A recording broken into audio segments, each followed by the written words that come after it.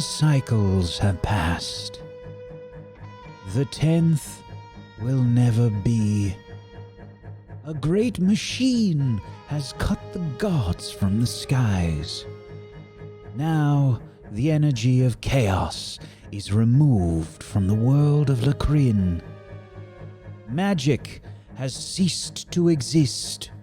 A changed world, a final cycle.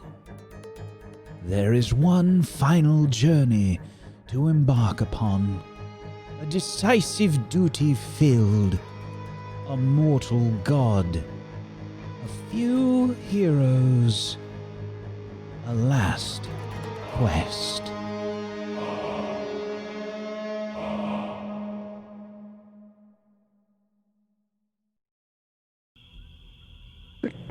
Put that away. Just put it away. All right, okay. Does it look like it's going to do anything to hurt you? It was just unexpected. I didn't expect to see an owl. So I thought it was maybe like a evil owl. I don't know. Strange things are happening. Evil owl. Evil. What? Someone who doesn't really see the purpose of magic. You think the owl's going to be evil? I'm done arguing with you. Hello! The owl twists its head at an awkward angle as soon as you speak to it and takes flight. It turns and immediately starts heading towards the, towards the ocean, towards the west. You see it kind of move into some underbrush before losing sight of it. What do you two do? Well, look at that. You scared it off. You're the one who went to it, and no. Well, I figured if I went ooh to the end, that it would sound familiar. That's how owls speak, right? Ooh. Nah, he probably insulted his mother or something. Right. Well, should we go investigate? Well, I thought you wanted to get to town. I do, but all right. Perhaps you're right. But it also thought it was strange that there's an owl around, so we should see. Maybe it's a pet. Maybe you mean it belongs to someone? Yeah, stranger things have been here, except for. I mean, has someone else been staying in my cottage? I did look a couple times just because I was out late and I was on my way back. I thought I'll just stop in here. She's not using it, so. You stayed in my cottage? No, I didn't really, but. Oh, you just trying to get me riled up? Well, it worked.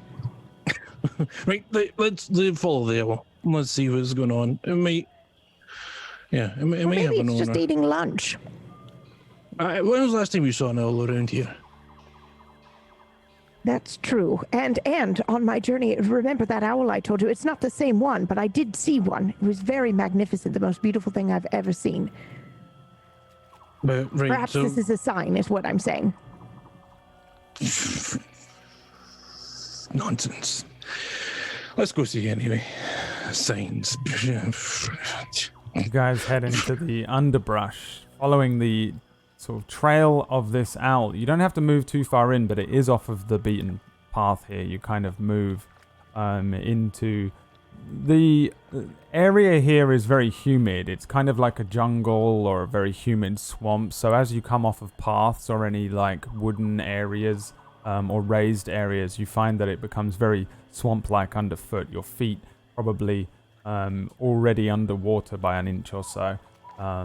Squishy, plant-like swamp footfalls before you see the owl again perched on a low branch. There is a form sort of partially obscured by some of the plant life. Looks as though they were crawling, or maybe they'd fallen here. They appear to be kind of alive, moving around, maybe groaning a little. Their eyes open, flutter open, and then close again. You see what looks like a young half-elf. Sort of cerise hair, pale freckly skin, eyes staring wildly around. She looks shipwrecked. She looks pretty beaten up, sunburnt, seaweed in the hair, a little bandage over one hand, some wounds. She doesn't look too good. She has a bag that seems to have been dragged behind her, and then you see a short bow not too far away from her as well. Other than that, not much on her. Oh, by the gods. Right, so it does look like a pet, right? You stay here. I'll What? go take a look. What? No. Wait, they have a bow. They may have a sword. They might be trouble, and I'd rather. Oh, does she look like trouble? She looks like she's in trouble. Where is your common sense and your decency? Excuse me, are you all right? Hello? Hello? You. Oh, Ippo, Right. get out the water. Get out the water. I'm getting the water. Hey, pull my back off. I've got some other stuff in here that could be helpful hold as on. well. Maybe- You take a look over, see what's hurt, and I'll. Hold on, sweetie. Here, just have some water. I'm going to give you some water. Just a little bit. Keep your head tilted back just a little bit. My owl. Oh, your owl is here. Your owl's It's right here. It led us to you. So you're Where does it hurt? safe. Just have some water. Here. It's here. Oh yes. Oh, look at that. Right, It's I see moving a that. little bit too. Do you have a Right. med kit or something? Well, I've got some herbs and bandages, some other things in here. A couple of salves. Okay, give me a that I made salve. up. Water. Yep, Yep. Here. yep. Just don't have too much too quickly. Just a little bit. Are you hurt anywhere? Anywhere other than your face? My hand. Okay. Let me see your hand. The two of you would see that she has a few wounds, actually. You can see that she has some lacerations on her cheek. As you lift her hand up, you can see that part of her right thumb is missing from the knuckle up recently. There's a kind of makeshift small piece of bandage, maybe pulled from a shirt, wrapped around it, but you can tell pretty easily. You can also probably see with the tattered clothing on her that she's got severe burns on one of her legs, the left leg, pretty much entirely underneath the Right. the knee there. And she other than that, she looks exhausted, fatigued beyond. Okay. Those are all right. Those are gonna need some proper and not in the swampy water. We need to get drag her her back. out to the road. Yes. All right. Back to the road. We'll do it right in the road. Don't waste any time. Yeah, or even the Wow. cottage with hot water and a bed. Well, we'll see I how ju- easy she is to move first. Yeah. Can you stand up, sweetheart? Here, lean on me. Yeah, and here, use my walking stick. You need that. It's fine. I can do it. Slowly. Get up very, Take very it. slowly, and just if you get dizzy, just remember breathe in. I can do my owl. It's okay. Your Right. owl's right here, honey. Yeah. It led us right to you. It's a clever one. You're going to be all right. Yeah. All right. You. Keepy found you. Yes. Your eye. Your eye. Didn't mean to ask you about that. Yes. What about it? One green eye. One green eye. Yeah, different color. Green eye. One Did- green eye. My eye is green. You have Yeah. one green eye. What? Old human. One green eye.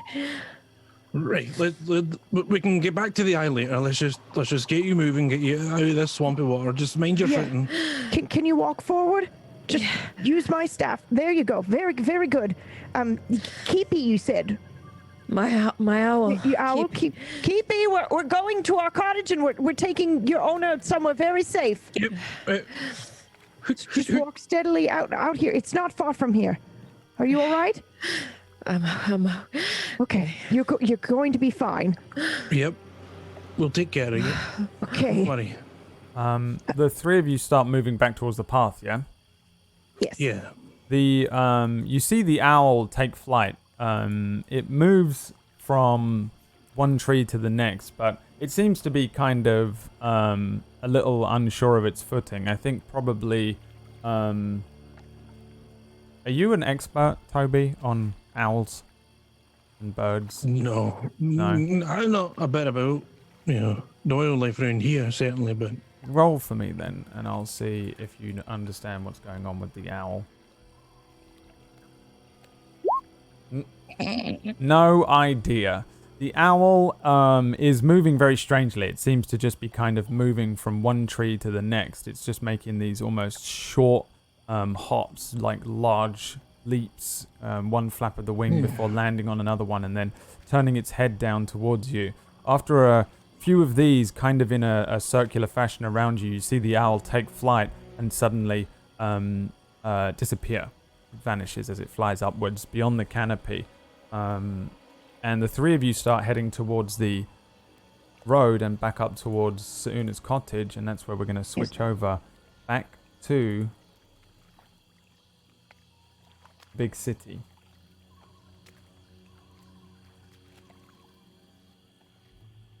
Back in the Shadow Syndicate Assassins Guild,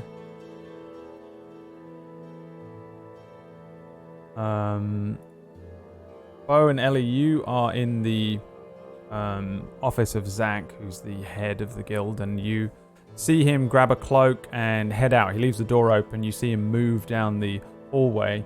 Ellie, you see him head towards the area where they keep the doves, the coop. It's just an archaic way of using messages. They still use them from time to time. But it's not the way out. So you see him head towards there first. It's just straight down from his office. The two of you are left alone. We gotta follow him.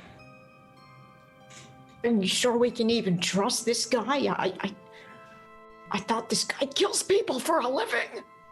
I mean, so I look, did you. yeah, I was gonna say, I look at Beau and I'm just like, kills people? Are you surprised by that? No, I guess I shouldn't be. I get a bad feeling about this guy, but I trust you.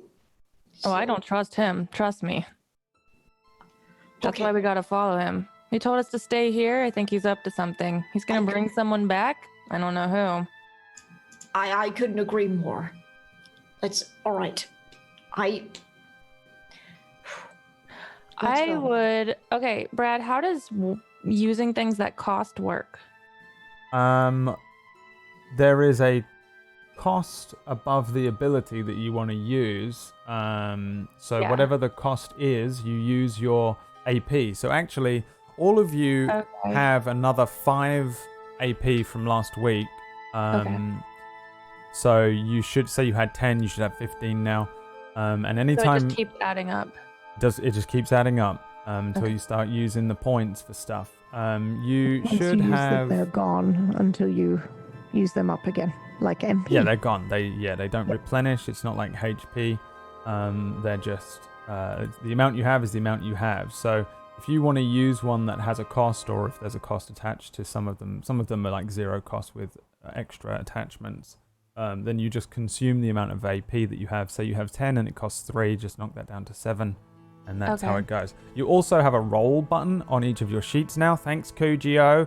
So you should just be able to hit that button every time Thank you. you need to Oh, roll. okay. And you should have gold on there. And I carried the gold over from your other sheets. Although I think, I'm sure Beau was like a millionaire at one point. I feel like he had about 400 gold somewhere along the campaign. But I couldn't find on your sheet exactly how much it was. I only had in my notes that you had those gold bars from... But I also did spend it on some fancy schmancy armor for Aura. You spent a bunch of it, so I couldn't remember what it was at. So I just kind of guessed. And if you can't remember, then, well, guess you lost it in another plane of existence. No. But you have...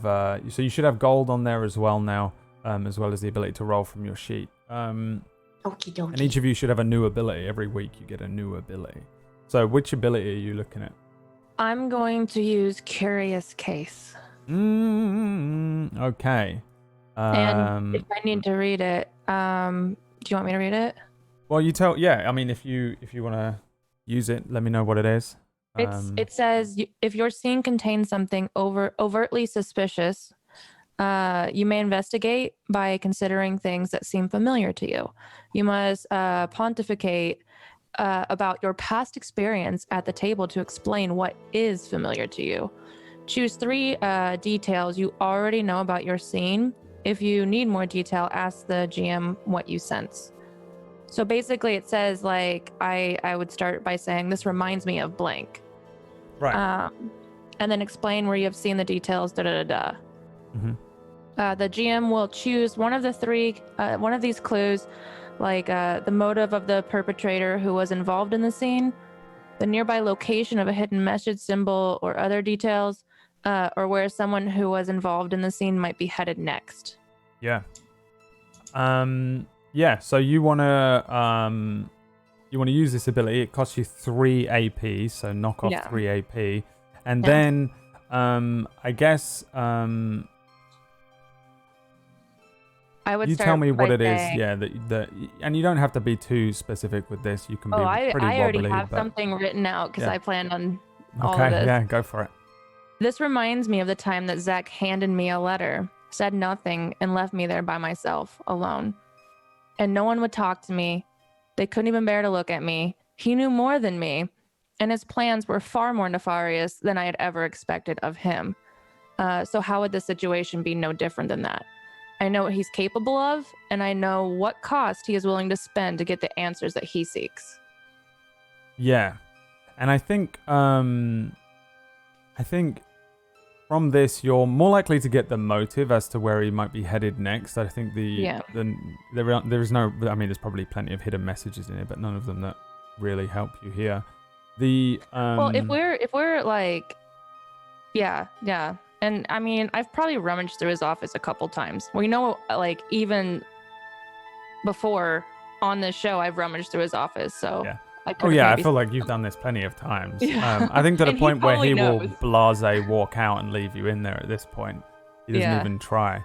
I think you know a few things. You know that Zach, in a way, is he's hopeful, and he's always attempted to groom you to become the next head of the guild. And he's always wanted you to fill that role. But I think you get the sense that over the last, specifically over the course of this campaign, but maybe even in a few years building up to when we first met you, that he's starting to maybe see a reckless side of you and I think he's very stern and controlled in most of his aspects. He's not much of a reckless assassin necessarily. You're like super skilled, but when it comes to him and his ways, you kind of butt heads. And I think what you would glean from this is that most of the time, here's what I'll give you instead of necessarily a specific motive. Most of the time when he is very casual during a crisis situation, it's a shield. It's almost always him acting casual when in fact he's panicking about controlling the situation. He never allows anybody to lose control, whether they work for him or whether it be himself. He does not like not having the information, does not like losing control over situations. So it seemed like he was really confused by the instant lack of magic that you reported. And if it's true, it's a huge deal. And the fact that he wasn't aware of it would have probably upset him, not in the sense that it would have made him angry, but would have upset him in the sense that it goes against his code of knowledge and understanding and things like that. Like he has to know, and when he doesn't know and I know something, then he's just like, wait, why didn't I know this? Right. So he will usually go to, in this situation, he'll go to someone who's above him, and it seems like there's no one really above him, but you know that the Assassin's Guild somewhat report to other heads of guilds, the Thieves Guild, perhaps even the Queen. It seems like there's a higher echelon of inner sanctum Illuminati types. I don't think you have any direct information about them, but you and maybe some of the others here would suspect that there is a council that maybe meet during these situations. So it's possible that he would immediately report to those. But the fact that he's bringing someone back and trying to leave you there, I think would be a little strange and suspicious to you, since he's never really said, let me go and get you some answers and bring them back to you. He doesn't usually bring you in. So he never brings me in. whether he's lying or whether he's doing it just to keep you there, or whether he's being truthful and he's decided to actually bring you in to, up to the next level of information, I don't think you know. But it's certainly something that hasn't probably ever happened before during something of this level, a huge situation like this at least. Okay. So that's, And, I think I'll give you all that information there, but I don't think, I think that's probably where you would land. So all of this would be kind of usual, except for the fact that now he's bringing me in, which he kind of views as sometimes a loose cannon. Maybe. And wouldn't want them around the council. Right. And But, he, even though he seems to be, he quite often speaks to you, and it always does seem like he's genuinely being more open with you than some of the others. He still plays almost all of his cards very close to his chest. Even if it doesn't seem like pretty he much is. never do with him. I always tell him a lot, and I think maybe that's why he does doubt sometimes. So, okay. Yeah, based on that, I would tell Beau, I think he's going to talk to some people who are higher up, even higher up than him, the leader of the assassins, and, it's just kind of weird that he would want them to meet me. And you. I don't think they're too interested in me. I mean, you could control water at one point. And I just looked down at my hands, and I then returned my gaze into Ellie's eyes. Anyway, we ought to keep our wits about us. What do you Like think I we should said- do? Should we follow him? We're safe here. You know him best. If you think we should follow him, then I'm right there with you. But if we want to be safe and not get on his bad side, probably might want to listen to him. Listen to him, all right. I don't think so. What if he's bringing people back to arrest us? What if Well, he thinks this is our fault? Yeah, that's a possibility too. I don't know. If I know the Ellie that I know, she'd be in control, and she'd be telling this guy to buzz off. But Yeah, well, that was before I lost my hand and lost a lot of powers, and yeah, no, this is different now. I think that we should try to follow him like the old times when we would sneak around. Then I would start walking in the direction that he came from or went. I follow after. Yeah, you head out into the corridor when suddenly from around the corner comes a dwarf holding a very strange looking contraption. It kind of looks like a hand. As he turns the corner, he looks the other way first, then looks your way, and kind of surprised to see you coming from Zach's office, says, "Alright, I got you this." Nice. We'll have to put it on after I get back. Actually, you know what? I'll carry it. If you can just put it in my pack. We're kind of in a hurry. Alright, you know what you're doing with it, because I don't. He opens up the pack on your back. It's rough as well because he's slightly shorter than you, so he pulls down on No, it. I would bend down for him. And then you feel the thing go in. It doesn't feel very heavy at all. It was extremely light. It looked like iron or something, like it would be quite heavy, this kind of metallic looking hand shape with all these strange tinkered things coming off the side of it at your first glance. But as he puts it in the pack, it feels like it's not too heavy. He zips up the pack and says... Before he does that, since we can only have 12 items, I make him take out the large tent that's inside. Yeah, he pulls the tent out. Hey, where'd you get that? Then that's a nice one. That must be a new made one. You know how Don't to give pick it to 'em. one of the. Don't give it to one of the, initiates. Just keep it for someone that might need it. That is a little more experienced. Ready, I'll do that, eh? I'll put it under your bunk. He turns around to see and says to Beau and says, "Right, old fella, you want a drink or a bit of food?" Oh, we're kind of in a hurry, but thank you. Where are you going? Um, Well, we were just gonna. It's kind of. I don't think Zach would want me to tell you. I don't think he wants me to tell you. I think it's something that he has to deal with, and he wants us to go with to sort of give our side of the story of it. That old nasty bastard's put you on the job already, eh? Yeah. Well, are you surprised? Didn't even let you have a bite to eat. Alright. Well, you take care. I'll be back. Maybe. We'll see. Alright, see you later, old man. He squeezes you, Beau. oh, see you around. Alright. The two of you heading out. You're heading out which way? There are two exits that are the main two exits. Is the one that takes you up to the street side or the one that takes you back up into the bar? Which one did it look like Zach went? Roll me a d20. Okay. 15. A 15. You saw him go to the Dove Rookery, I think it's called, and the you didn't see him leave. That doesn't necessarily mean that he didn't leave. There's a lot of ins and outs of this area. Yeah. If he did go to get a dove for a message, then he would most likely have gone street side. Okay, yeah, I would go street side then. All right.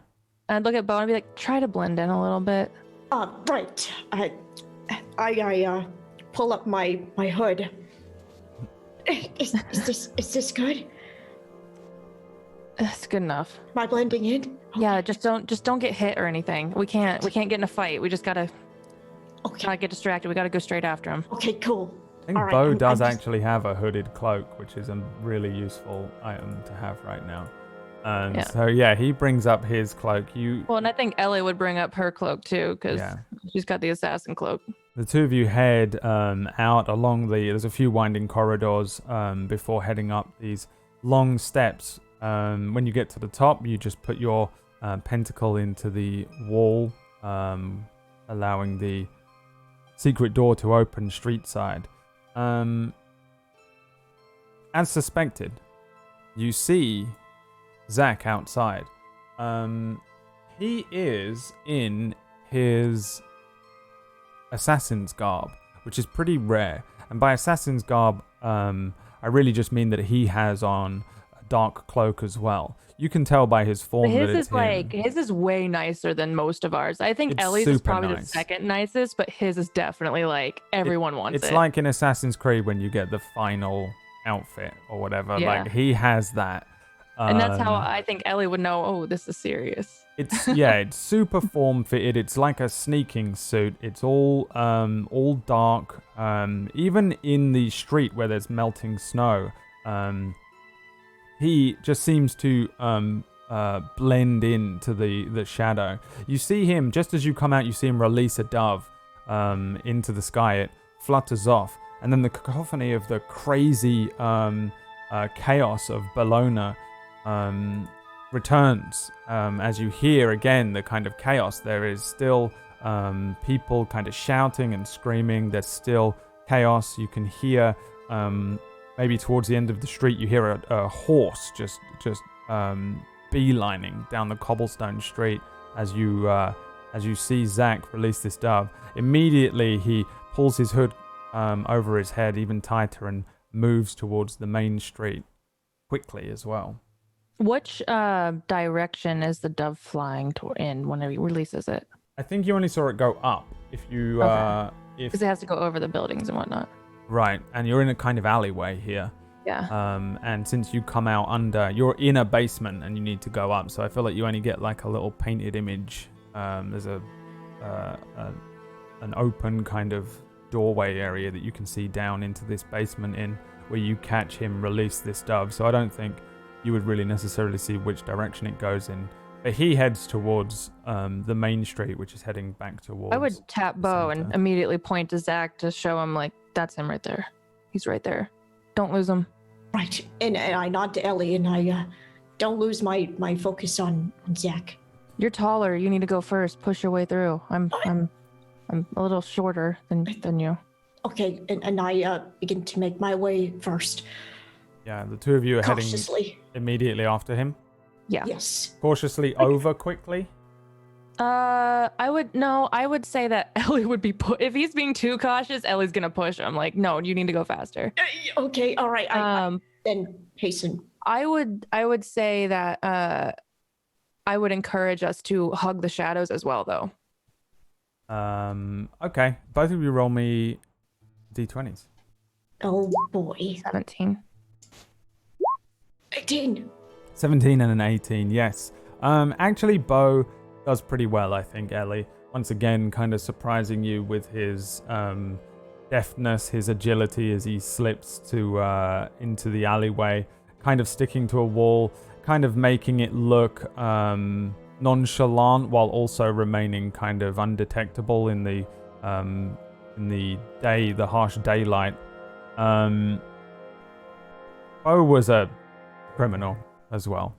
No, I think Ellie already knows that too, though. And sometimes I think, you don't expect him to be quite as capable with this kind of thing, but actually he's very good at evading the law and maneuvering around the streets of Bologna. It's not like he hasn't been up and down these alleyways a million times as well.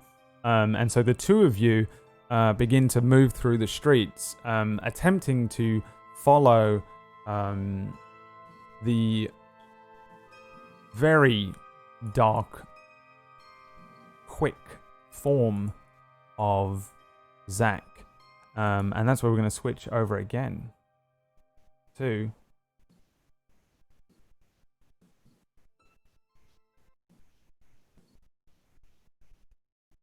Fame Village.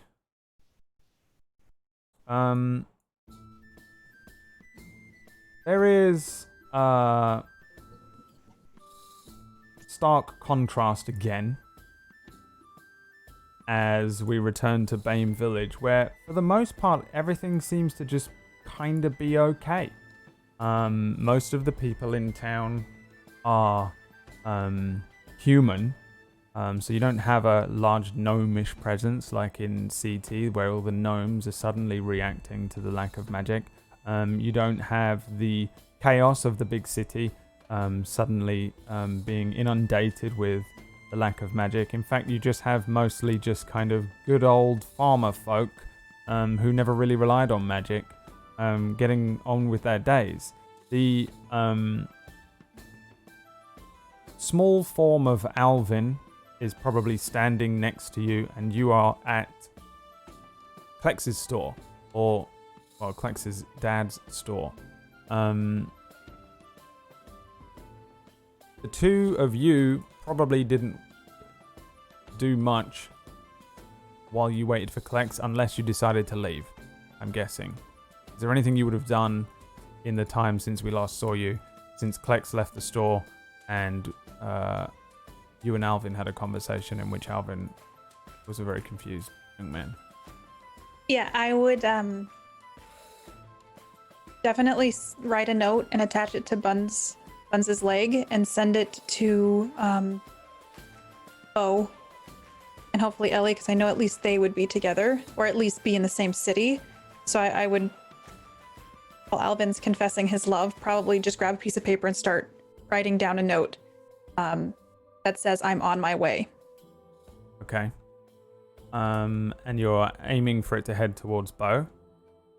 Yeah, Beau and or Ellie. All right. You can roll for me. And Okay. yeah, no, just roll. Okay. 19. Yeah, you write a little note. You attach it to the leg of Buns the way that you've done before. Maybe holding Buns to your head as you explain to him what you want him to do. That strange familiarity to your words as Buns, you let him go. He flies out the door and heads in what appears to be the direction of Bologna, the capital city, to the southwest of you. And Alvin looks up at you wide-eyed and looks down to your hand where you're holding probably a pen dripping with ink, and he says, What did you just do? I had to send a note, and as he's talking to me, I'm writing a note to Klex that says, I'm so sorry, I had to go. Who are you writing a letter to? Do you want to come with me or no? What? To the others? For the others, yeah. Okay. What should we take with us? I don't think we have much time. I think we just gotta go. If you want to stay here, maybe you should stay here, and I'm gonna sign my note, Love Aura.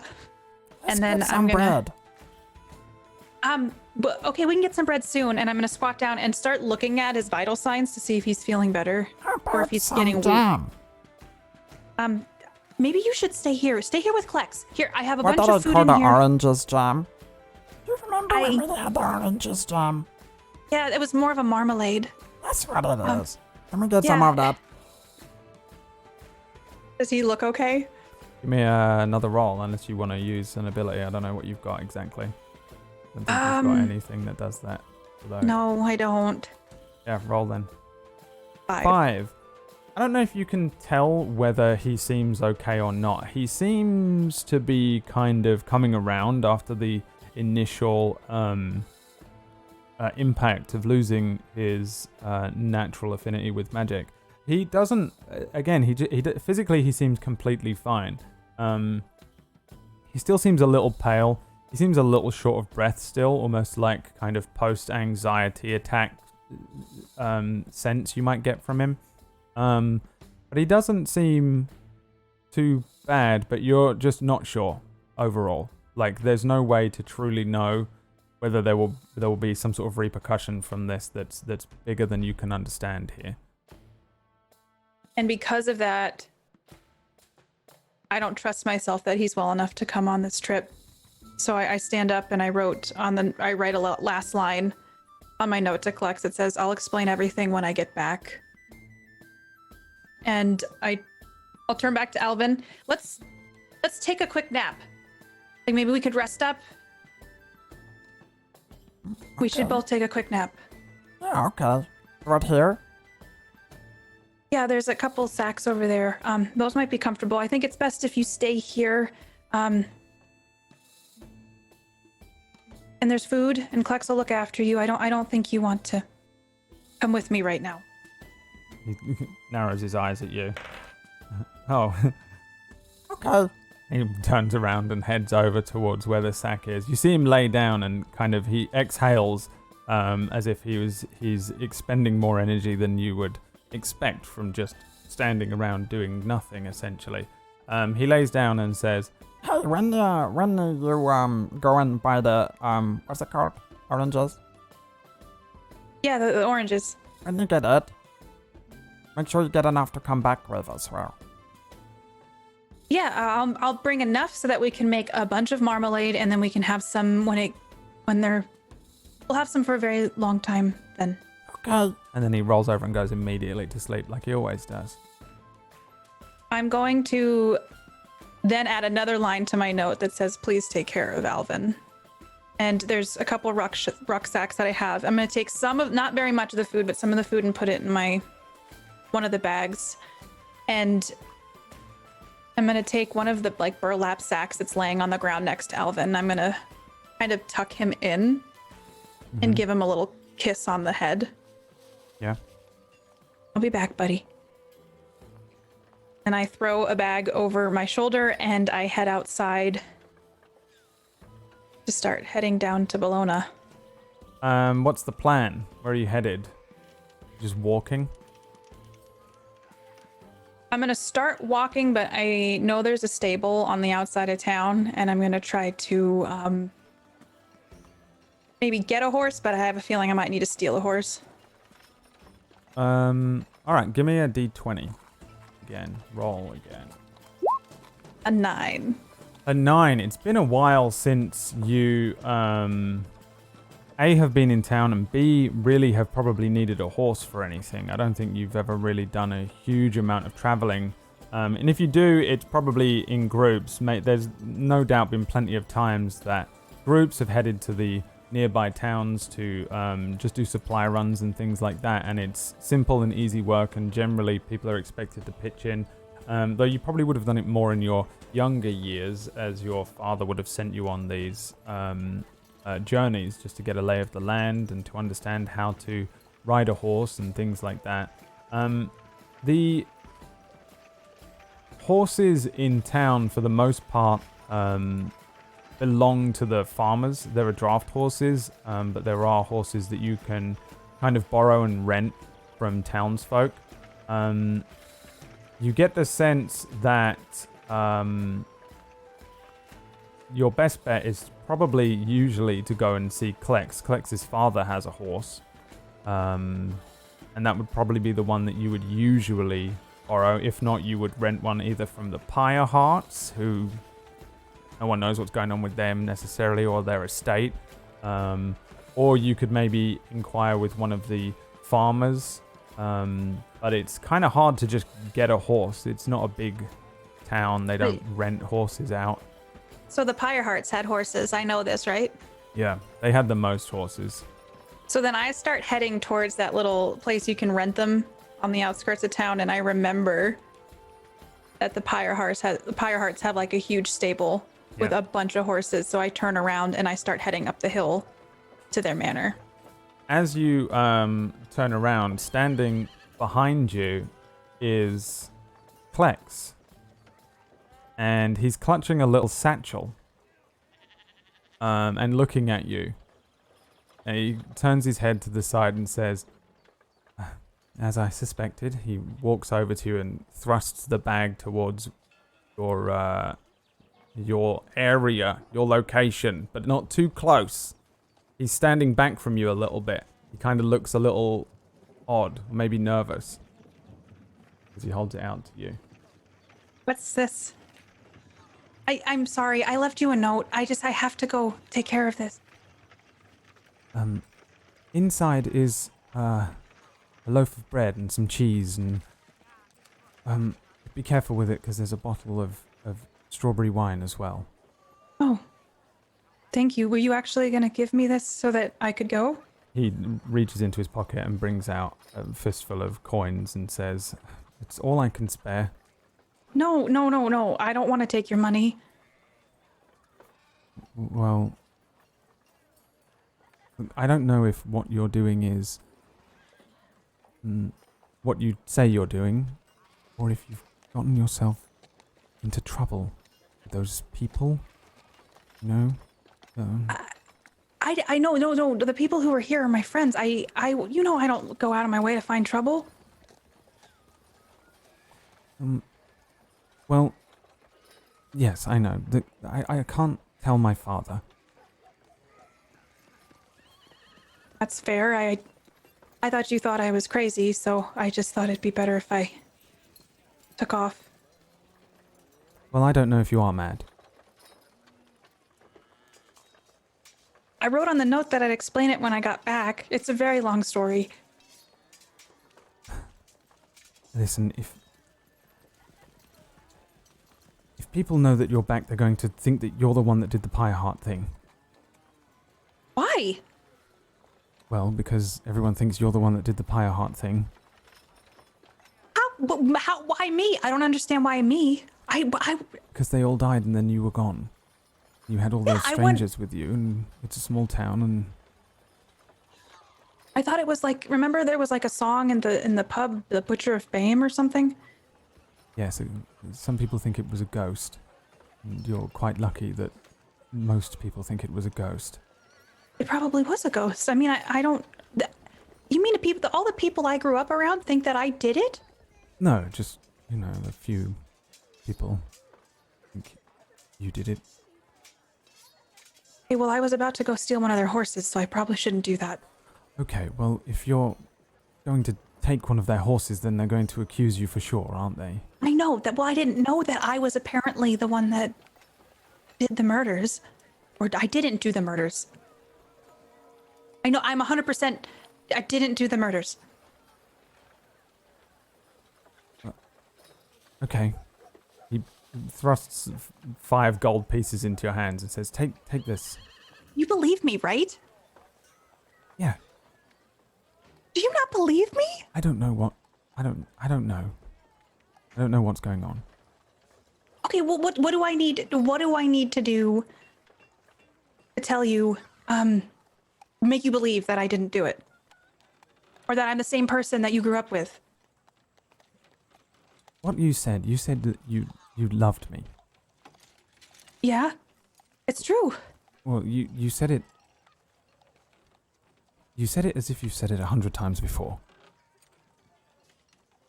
Yes, because I literally have. Right. Well, that's what made me come around a little. I don't know how to explain it without sitting down and telling you for hours. It's just that there's this entity that is not looking out for the world's interest, mine or yours, and it kept me in a dream world where I was finally happy and you were there. We were married. We lived on... The Langleys, they've received a stock of goods. It's a cart. Okay. And the dwarf, I think he's going to Till, or... No, I don't know where he's going, but perhaps you could stow away on that cart. Okay. I'll do that. Thank you. Don't say it again. What? Come back and tell me for the first time. You see, like, Aura start to get teary-eyed. Okay. Yeah, I can do that. Are you taking Alvin? He doesn't seem well. He's asleep in the shop. I brought all my food so that you and your dad and, Alvin will have some food for a while. And, he wanted to come with me, but he doesn't seem the same. Okay.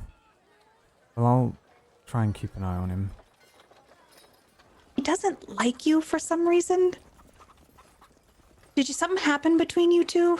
He doesn't like me? Apparently, like, I don't know, maybe... I think he's confused. Right. Okay. I'm just curious something happened, like if you guys got into a fight or something. No.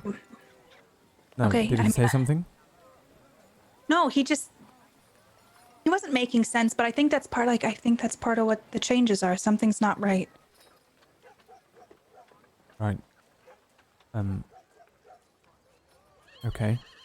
I'll have my father look at him. Maybe he can help. Yeah, he wanted to come with me. I don't want to find out what happens if he does, and it's the wrong choice. Well, I mean, there's no doctor anymore. Oh, that's right.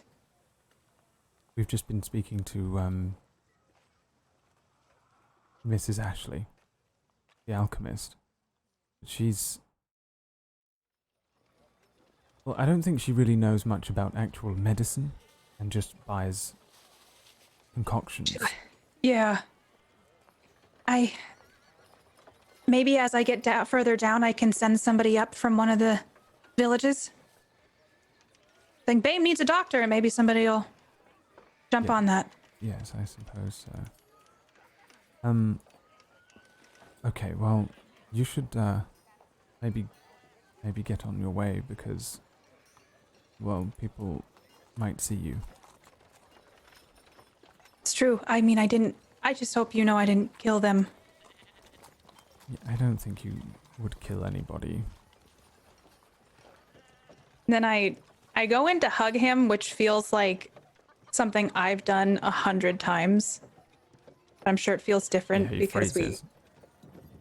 Can I hug you? Or is that a no? Yes, I wasn't expecting it.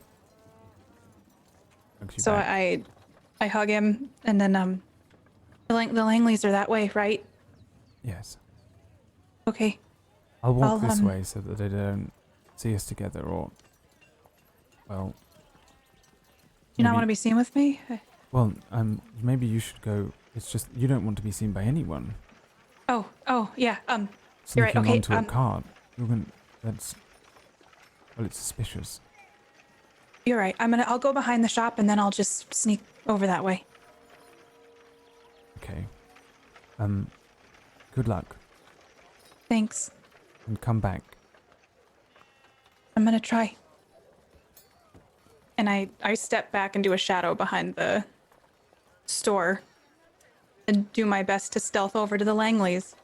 Yeah, and you do it like expertly, and it's probably really weird for Plex to see because you're now demigod super aura as you move just, I think, in a slightly different way after your experiences with the group.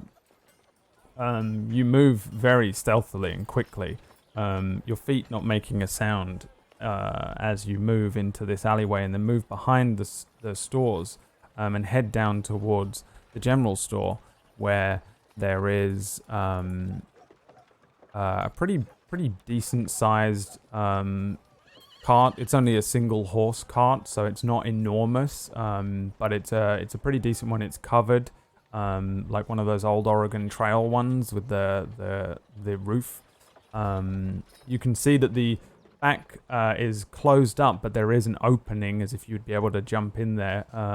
You can see a dwarf taking a bag of gold from the store owner, Jerry, and you can see them talking a little. There's just a little back and forth as you approach. They seem to be deep in conversation, but it seems as if the dwarf will be leaving soon.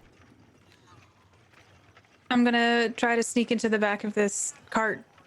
Alright, roll for me. 17. A 17. Yeah, you can do whatever you want. How does this look? What's in the back of the cart? Loads of stuff. There's let me see, because I actually genuinely know. He sells. And as you creep up to the back of this wagon and look in, you can see that there are crates with bottles in that are probably alcohol. You can see lots of scrolls and books and maps that are in certain boxes. There are boxes of food and what looks like animal parts that he's probably picked up here and loaded up. There's all sorts of sacks and boxes of like knickknacks and things like that. There is a set of leatherworking, like lots and lots of different things that have that you could maybe hide underneath. You can see that he has a couple of instruments in there. You can see 2 lutes, some flutes or wind instruments or something like that. And then you can see right at the front here a bunch of tools that on a lower result probably you would have hit climbing in and would have tipped over, but you can see there's a bunch of workman's tools there. Some of these things are tied down, some of them are not, some of them are under tarps. It seems as if you could probably either lay down straight in the middle of it and maybe not be seen too well, or maybe try and creep up and hide in the very back of the wagon, or maybe pull some of the leatherworking stuff over you and hide in, but uncomfortably crouched underneath some of that stuff. There's certainly enough room for you to get in there, but it will be difficult either way, or uncomfortable either way, I should say. Yeah. As I'm creeping up towards it, I'm paying attention to the transaction between Jerry and the... Did you say it was a dwarf? I'm sorry. It is a dwarf, yes. You can see this guy looks like... he doesn't really look like a merchant. He looks kind of old for a dwarf. They live to like 400 or so.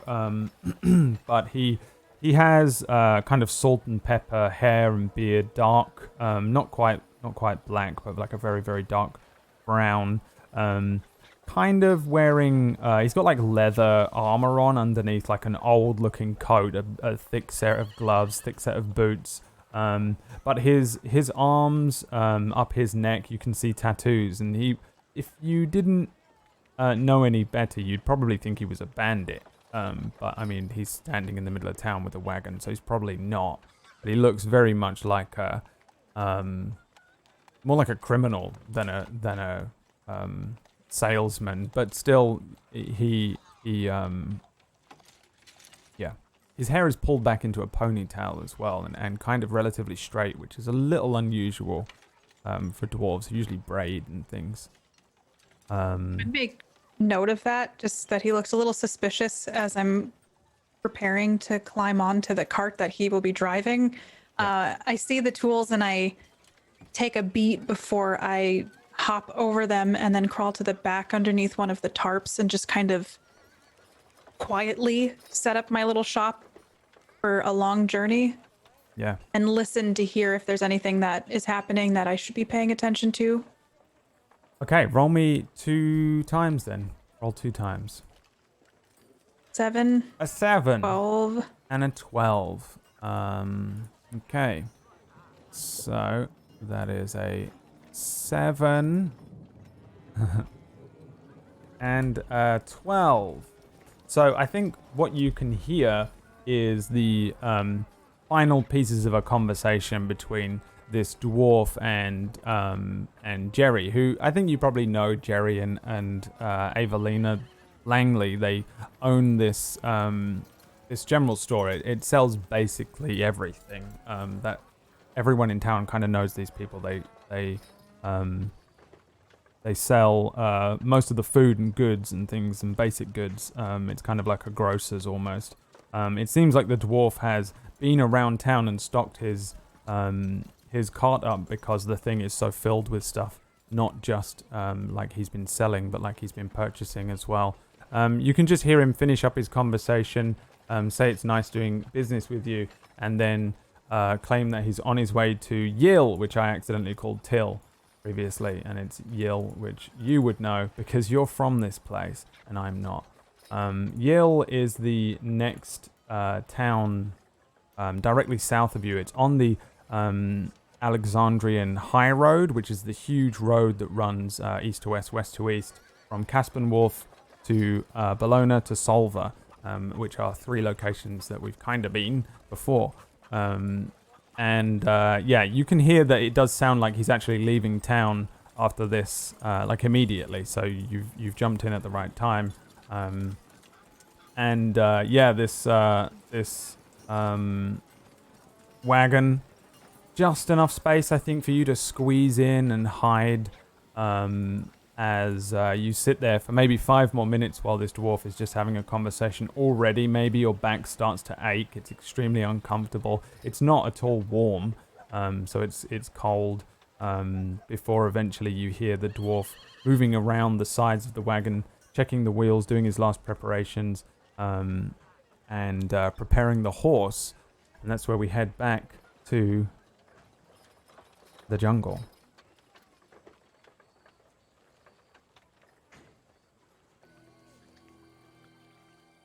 I've put the kettle on. So just sit here in this chair and everything will be all right. Toby, do you mind maybe running some bath water for her? Yeah, sure.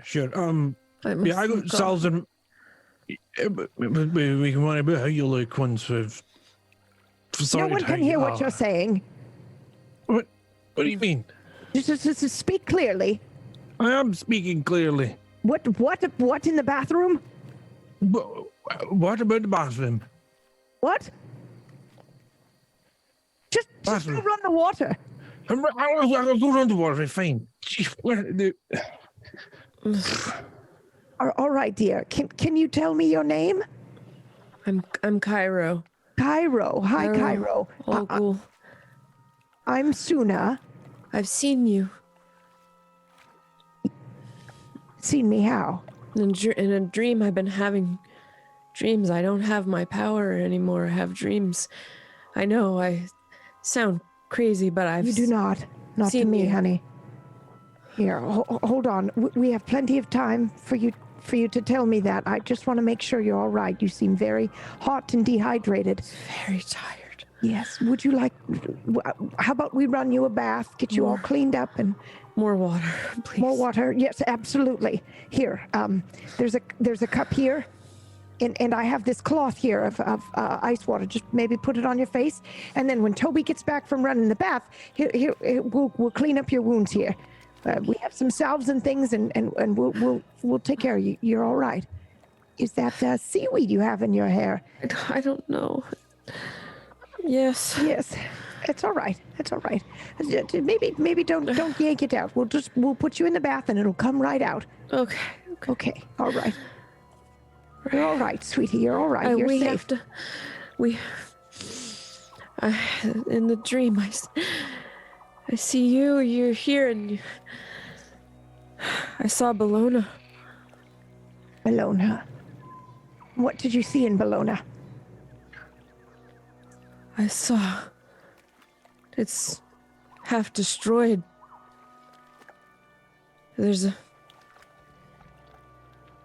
There are eyes, yellow eyes. Okay. And these hands that crush. And they're chasing and they crush.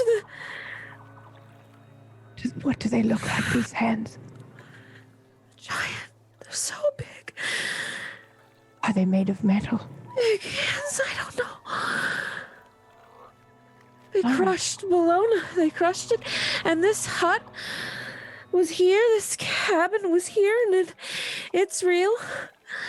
Yes. Is that real? It's very real. Is there any news?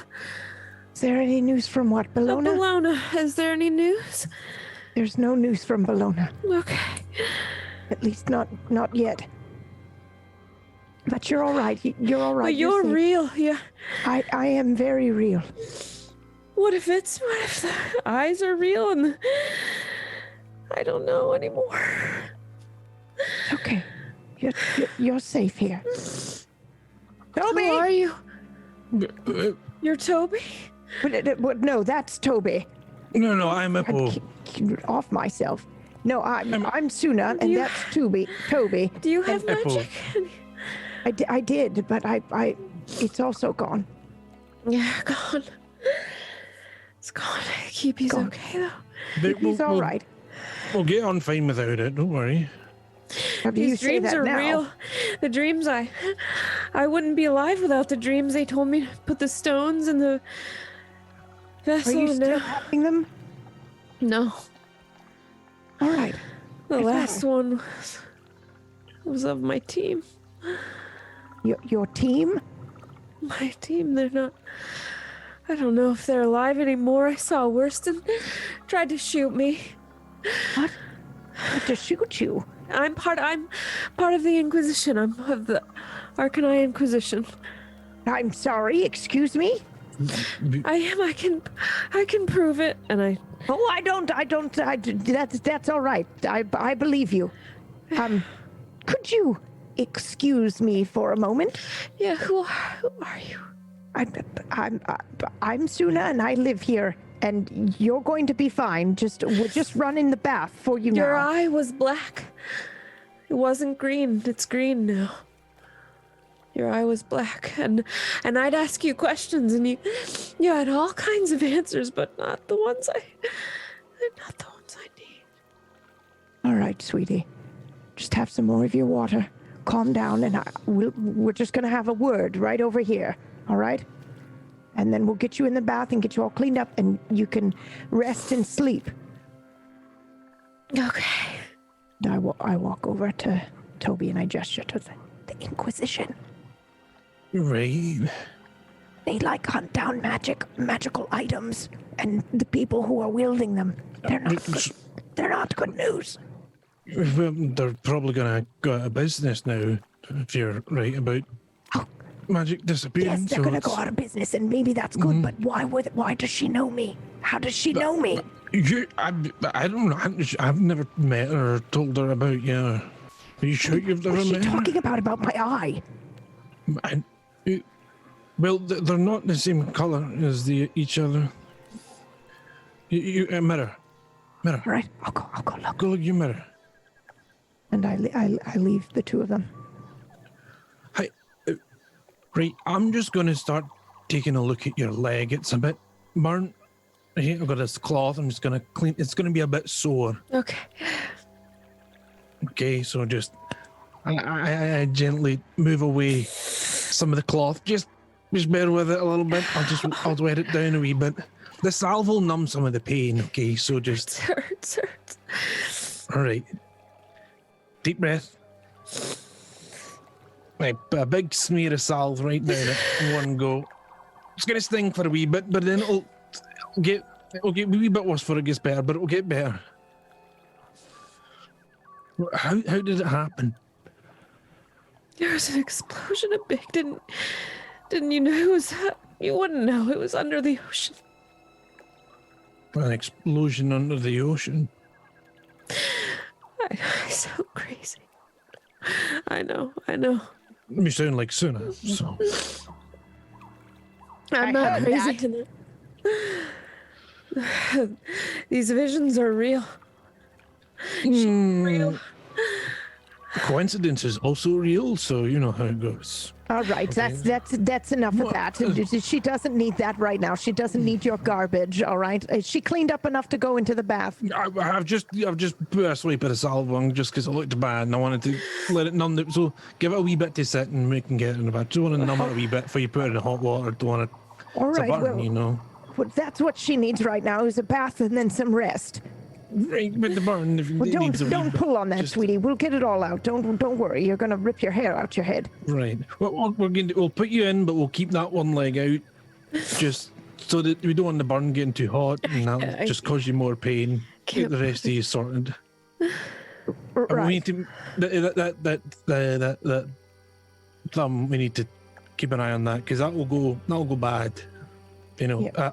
Give me a here. I'm just gonna take a sniff at it. See how it smells. Does it smell okay? Strange like that. Let's find out. Let's see what you've got. Do you have anything that will help you identify this? I've got Skills. mend and remedy, so you know I'm good at fixing things and ailments and stuff. You know. Yeah. Yeah. Do you want to spend an ability point? Yeah, I'll spend an ability point for remedy just to Yeah. The thumb is not good, really. It's it doesn't look like it was cut off or pulled off or anything like that. It looks like it was just destroyed, just removed immediately, like as if it was caught in maybe an extreme heat, yet it didn't cauterize the wound. So it doesn't look good and it doesn't smell good. The wounds on Cairo they've been very quickly dealt with, but Cairo understands medicines and stuff. She clearly didn't have anything at her disposal to deal with them. So she's just kind of bandaged things up and then slowly but surely been left to fatigue. So at this point, she's kind of just slightly raving, like she's been out lost at sea for weeks. So it doesn't look and it doesn't smell good, but it doesn't, it's not necessarily gangrenous, but it might be infected in some way. So you probably need to find something for that. And the same for the lacerations on her cheek. They're kind of pink and tinged, like they've got like a little thing going on. Some Not good. I'm sure that Toby has certain salves that he understands how to deal with these with. But it's certainly something that needs attendance quickly.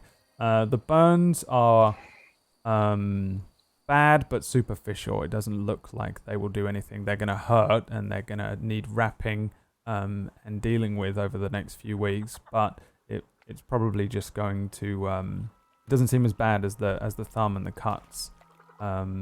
The salt Right. water and salt air maybe helped it, but it eventually started to work against it, I think, is probably All what right. happened there. Right. Well, Okay. if she can't get into the bath, then maybe I can just get a sponge and we can get her cleaned up and taken care of. I We can get her just- over there. The burn's not too bad. All right. That thumb in the cuts. We need to get those. This is going to be uncomfortable. We're going to have to. Spit we it know- out. We can't be very gentle. We need to get in about it. So you're going to hurt a wee bit. all right. All As right. soon as you got anything to drink that I haven't found yet. What do you mean, like booze? Yeah, just something to get a wee. I might have some. I might have some absinthe. Perfect. Where is it?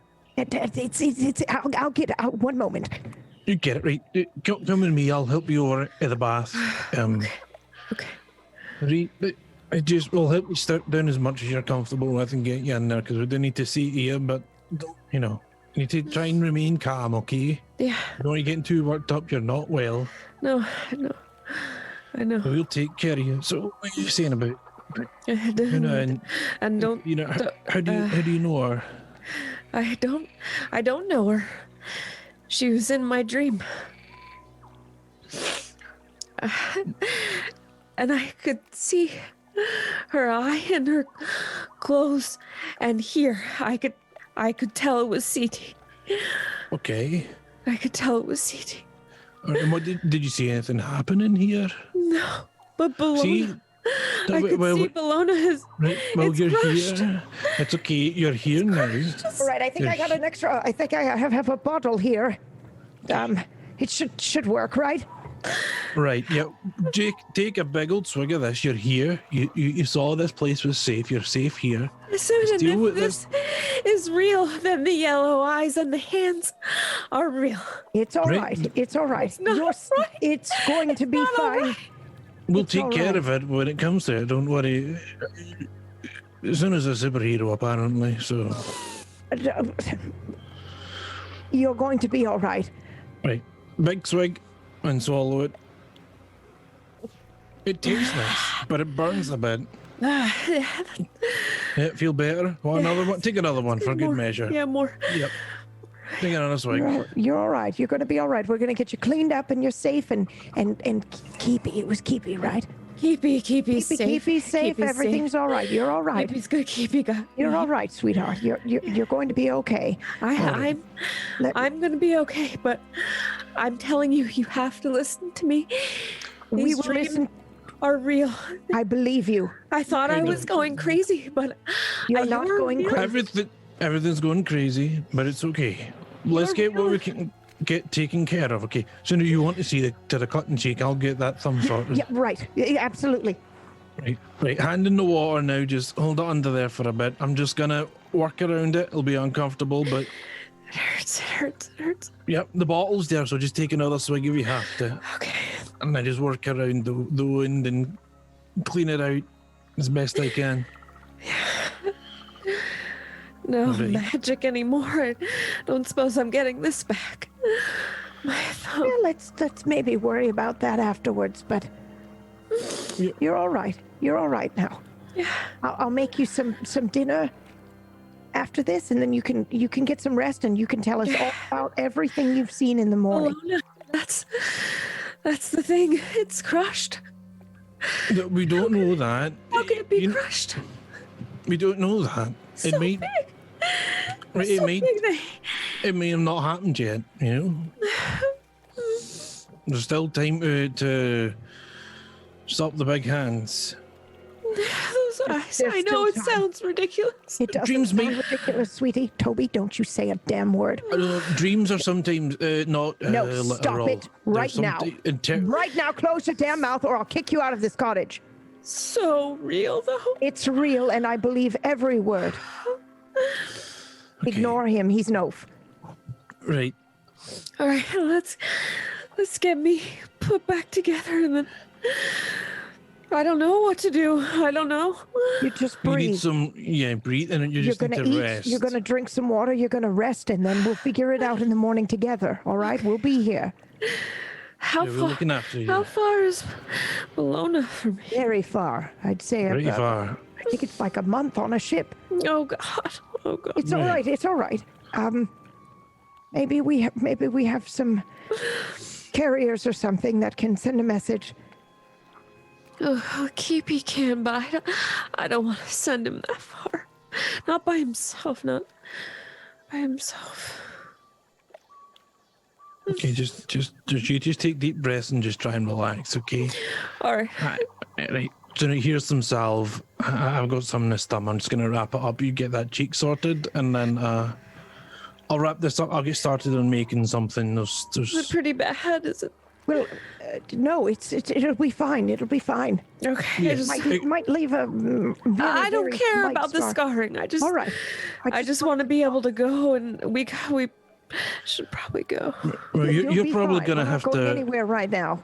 You're gonna have to rest for a couple of weeks with these injuries. Weeks?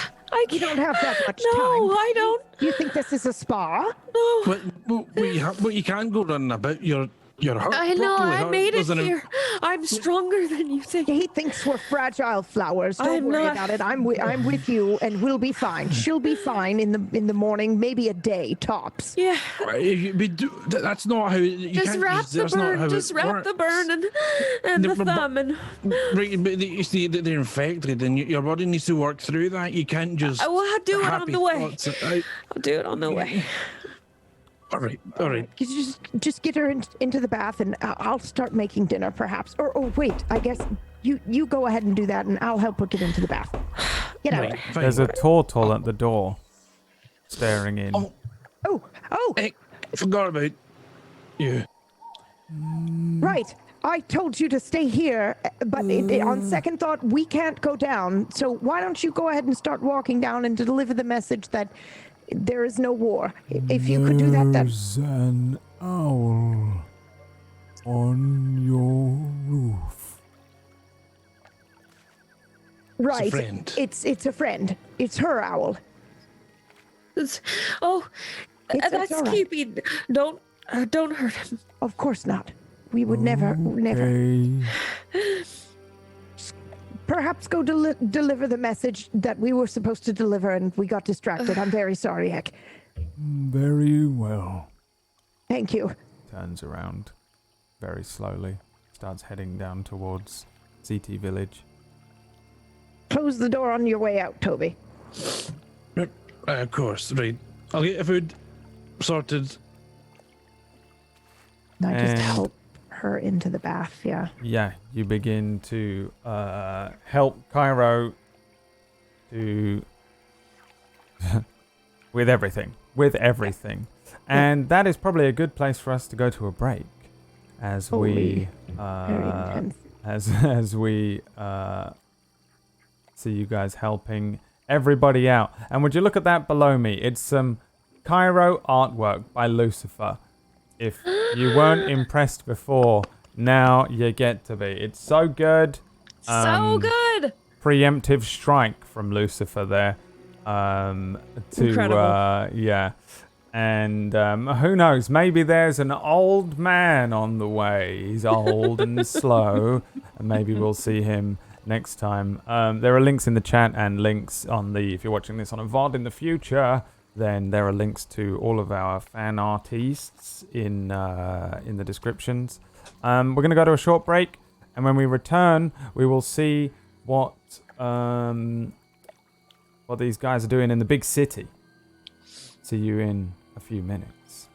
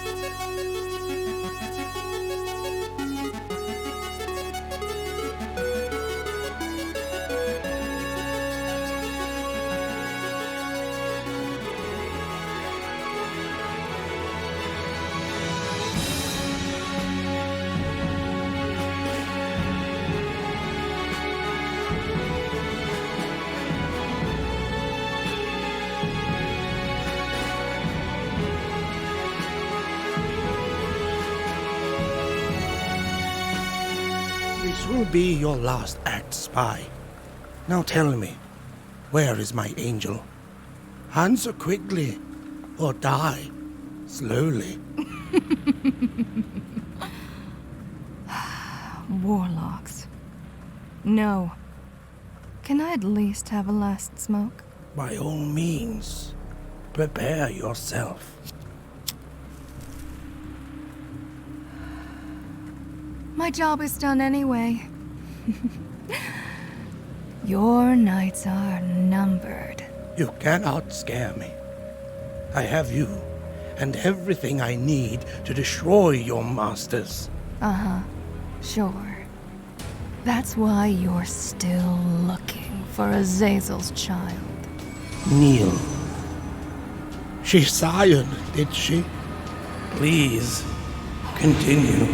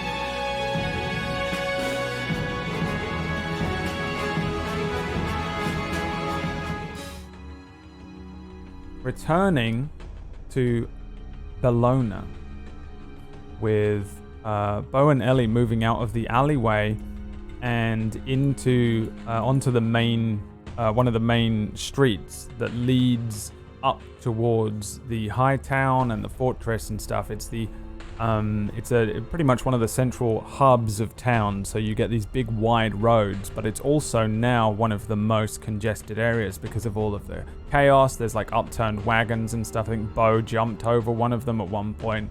And we see Zach move past the upturned cart that Beau, you stole 25 gold from a nobleman on, and you see him move into a very thin alleyway. One that both of you would recognize and know, but you see him move into that alleyway as the two of you move up and come to this kind of crossroads above the river there. Beau, roll me a d20. A 5. As soon as you appear, there is a nobleman dressed from head to tail in kind of ripped finery. He's got like blood running down the side of his face from a wound after coming off the top of this thing. And he points at you and says, "There he is! That's the one! What? He stole my gold! Please, someone help!" What? I did no such thing! I saw a bunch of people do it, but it wasn't me. There's like 2 or 3 other people that kind of look over towards you. One of them is a town guard who looks kind of overwhelmed, and he seems to be freaking out a little. The town guard starts moving in towards where you are. The nobleman following him saying, "That's the one! There were like 2 or 3 other ones as well. They can't just do this. You can't just take what you I walk want." up behind him as he's like saying this, and I whisper in the nobleman's ears, "You might want to shut up soon." Who are you? And like as I bring out my daggers, I'm like, last warning. The guard is looking over the both of you and says,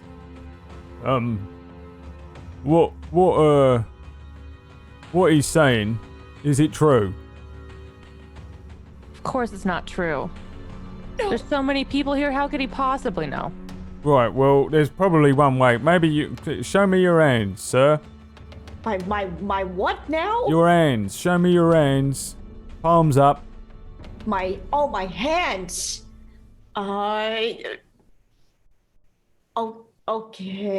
I reveal my hands to the guard. He grabs your hands, looks up and down. Yeah, look. Yeah, I don't think it's him, you know. Yeah, Talking about it, suddenly him. I saw him do it. Yeah, this is like the 5th person that you've accused, though. I'm sure it's this one. Oh, there Sounds you go. like you need to arrest this guy. Sounds like a liar, just trying to get a lot of people in trouble. Well, maybe not arrest, but just. I'm not. Maybe not arrest No, I'm him. talking about this guy, and I point to the nobleman. Yeah, I'm not going to arrest him. I mean, let's be honest. He's a bit rich, isn't he? Are you scared of that right now? Right, move along. Yeah, move along. And I push Beau. Yeah, and I feel the rush and start making my way continuously down that alleyway. Like 2 seconds after you move away, you hear the nobleman point at someone else and go, "That's him!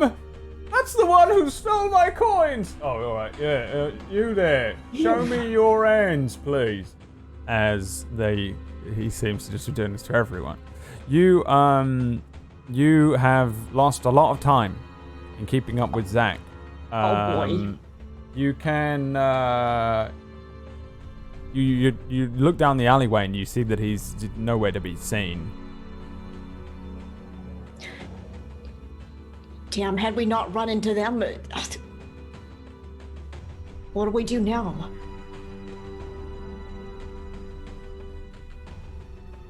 Where would he be going? What direction were we moving in the whole time? North. And he didn't seem to like. Did he seem to like constantly be like weaving like through alleyways and stuff, or was he just going down one road? Pretty hard to tell the weaving part, since you only saw him walk out onto the main street and then down the first alleyway. But the alleyway that he went down, it's just a thin one. It's one that you might use for drainage. It's probably just like a drain off thing. People throwing piss buckets out of windows above you most of the time. It leads a pretty long way up the adjacent to the main road and into the high town. It leads all the way up to the fortress, or at least where you get to the plateau, but it's probably not likely that he would use it to go all the way. I start climbing up, trying to get to the roof of a building so I can start like running across the roofs. Okay, you do that. That's really easy for you, and you just Assassin's Creed up this alleyway. And I'm like, nope, I'm out of here. I'm just watching her climb like Spider-Man. Yeah. So I climb to the roof, and that's when I start like either I'm trying to like move quickly, but also like look down below me to see if I spot him again. I mean, yeah, you quite easily maneuver up to the rooftops here, and the rooftops are pretty crazy in Bologna. They each individual house seems like it was made by a different architect, as some of the roofs run along flat, and then some kind of curves. Some are kind of squared off as a much taller building punctures the top of the rooftops. So it's a pretty crazy sporadic way to move around town, but you do get a decent kind of overview from up here. You get a much better bird's eye view. However, Beau, yeah, you see her go all the way up to the top of these roofs and probably just lose sight of her as soon as she's at the top. What do you do? Well, I assume, she's trying to track down Zach, so I'm going to do what I can on the ground. Can I maybe inspect the area to see if maybe he left some breadcrumbs or something behind? Yeah, give me, you can roll for me. And Ellie, you were doing what, sorry? You wanted to do something to Beau, or you want to look? Well, I would be looking for him too. Alright, give me one as well. 14. 14. Yeah. And a 5 from Ellie. Beau, on the 14, you would hazard a guess, if anything. No one's been down this alleyway. There's even slush and snow still behind. The snow is melting very, very quickly. But you don't see footprints or anything. It's odd, considering you not only saw Zach go down here, but Ellie in front of you. So Right. there should be footprints, and the two of them have maneuvered around patches of snow and slush in such a way that they have not left a single trace behind that's at least obvious. The alleyway runs pretty far ahead of you, twisting and turning. There are plenty of offshoots for him to have gone ahead and gone left or right. Above you, Ellie, you're looking from a bird's eye view. It's you can see very clearly the two main streets. One of them heading over a bridge over the frozen-ish, breaking frozen ice of the river, heading towards the west and the east, and then the road which is heading north and south. North ahead of you, you can see there's a lot of people pushing up towards the area where the fortress is. That's where a lot of the nobles are. It's where the city council work from. It's where the queen is. So it's most likely going to be one of the busiest areas of town. You can see lots of people moving up towards the plateau. So the fortress itself is kind of up on a plateau. So you can kind of see it from almost anywhere in town. And there are gates at the foot of it. And there's a lot of people gathering there. It's unlikely that Zach would have gone that way. Even if he was going to the fortress for whatever reason, he wouldn't have probably gone straight through those gates or anything like that. There are plenty of ways that I'm sure you've used before to get into the fortress and snuck around.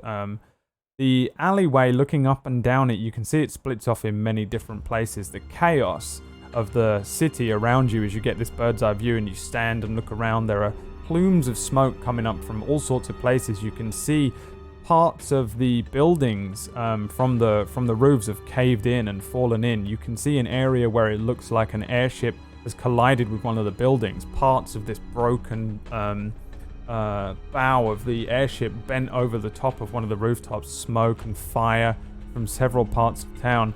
Chaos, people moving around constantly. But absolutely no sign of Zach at all. No one who resembles what he might be. No one moving in a way.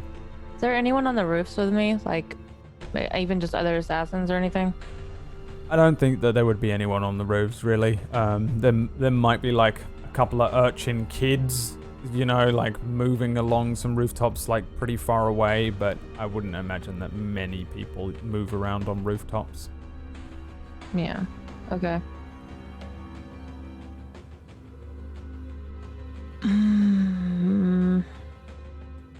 This is hard because I want to just start running in a direction, but Same. I would assume though that Zach would avoid crowds, so I probably wouldn't go in the direction of where all those people are. Oh yeah, I think Ellie would even know he's not gonna go in the middle of a bunch of chaos. Very crowded chaos at that. I want to do this again, but I don't want to use 3 more points. You may have to, Ellie. Can I, in a very, let me know if I can do this, in a very, I spot people below me in this alleyway, and in a almost superhero landing kind of way, where you land on one knee with your hand on the ground, and then you just get up. Can I do that next to some people? And then as a sort of intimidation tactic. Does that make sense? I mean, yeah, you can try. Give me a roll. Okay. No, come on. These rolls What are my not rolls helping now? you today. Well, they were. Now they're terrible. You leap from a rooftop and land. Maybe gripping something on the way down, swinging to slow your fall a little, and land on the ground next to a group of people. They look at you. I used the wrong hand, thinking I still had like the hand, and then I land on it, and it just hurts. Yeah, you stumble suddenly, and then maybe cry out a little as you hit the stump of your wrist on the ground. It strikes hard, and your body still feels slightly odd now that you've come back to the real world, now that you've been mortalized again, and these strange sensations are rushing up, and I think it just overwhelms you a moment as you stumble left. You hit a barrel, you knock a barrel over, it breaks. There's a few people standing near you, and you see them suddenly move away from where you are, rushing in a different direction, leaving you kind of on the, and I'm guessing you're on the main street here because there's no one in the alleyway, so now you're kind of on the main street, and Beau is still kind of turning around in an alleyway behind you. Yeah. Well, then I would use my spidey senses to try and determine which way I would go if I were going somewhere as Zach, trying to find important people. Because he's not going to the fortress, probably, because 1, there's a giant crowd, and 2, that's a very direct way. So I guess I would try to deduce, like, okay, what is he doing and who is he trying to meet and which direction would that be in? Yeah, do you want to... a lot of information that's very difficult to decipher, but Ellie kind of has a clue of him. If you want to pump 3 AP into it. Yeah, I do. All right. Once you're back on the ground, you see a lot of people moving around. Maybe as you walk back around, kind of just rubbing at your wrist, and walk back into the alleyway where Beau is, you get this kind of sense of so many people up on the north, so many people on the west. There is only a few ways through this alleyway that really would bring you out. You enter via the south end of it. There's almost no reason for him to go east, because he could have gone east and used a different alleyway. If he's doubling back on himself, you would have seen him by now. The odds are on that he's probably moving through this alleyway that maybe both of you recognize quite well. He is almost certainly heading along the river side north, and not heading up towards where the fortress is. And as you begin to move along the alleyway, you see there are so many congested areas of the streets up that it really is limiting where you can go. By just kind of process of elimination, the likelihood of him using this alleyway to be discreet would lead him away from the crowds, away from the main roads. He's not going south, he's not going east, so he's probably moving northwest, which is an area where there are lots of it's kind of like when we had the Thieves Guild episode, and there were shops and places that were under the bridge. And there were like kind of, it's almost like a small dock for the barges that go up and down. There's a kind of packing district, an area where there are warehouses for storage and stuff like that. It's very possible that he would be heading there. Just purely by process of elimination, I think you come to that point. Maybe as you and Beau walk up the alleyway a little and realize where the carnage is taking place. If he's trying to avoid people, the only real option that he would be using this alleyway for is to head north and west, which is where those warehouses are. If he's anywhere, that would be your best bet, so long as you're not missing something. Oh, I start running when I'm like, okay, have all this information. I've thought about it like I would as an assassin. I would just start running. Yeah. Kind of like I'm trying, like I missed a hit and they're running away and I'm chasing after them, sort of like that. Yeah. Beau, it's like following? I have to do this. Oh, I'm following. Yeah. The two of you start moving through through these alleyways. The chaos of the city around you continuing until Yeah, bit by bit, you realize, and again, this is more your assassin city knowledge, your ability to use these alleyways to remain hidden and discreet. Once you come out of this alleyway and dip down another one, move along the river again, head downwards and start moving along maybe the side of the river. Both of you can roll again for me. 19. Damn, son. All right, let's see if Zach can roll a 20. He cannot. You see a figure, and just, I think Beau just catches it. You see a figure, sort of maybe the back trail of a cloak, head into a warehouse at the very far end of what feels like kind of the end of this canal. The canal splits in two ways. At the top, one kind of heading off towards, which meets with the moat of the fortress, and the other tapers off towards the north of town and ends. And around that entire area is essentially kind of like an almost like docks industrial warehouse district. Imagine old Victorian London style looking thing. Lots of wrought iron gates and old warehouses. There's one which looks very abandoned. It's very quiet up here, even away from the chaos and carnage. There's a barge which is partially frozen in the ice, coming untethered from the area in front of one of these warehouses. There's one that looks completely empty. The doors are open. There's the part of the roof is missing from age and not from recent destruction. And you just catch the back end of a cloak, head in there. And I think it's the only thing you see. As you both scan the area and move forward, you both, by pure chance, I think, catch the back end of a cloak. Whether it's the same cloak, you're not sure, but it's the only thing I think you notice. Okay, well, I immediately let Ellie know, as we're probably ducking for cover. I don't know if it's him, but I saw someone go in there wearing a cloak. I think before Ellie could even respond, she starts sprinting like she's in the Olympics. She just like takes off. All right, I chase after her.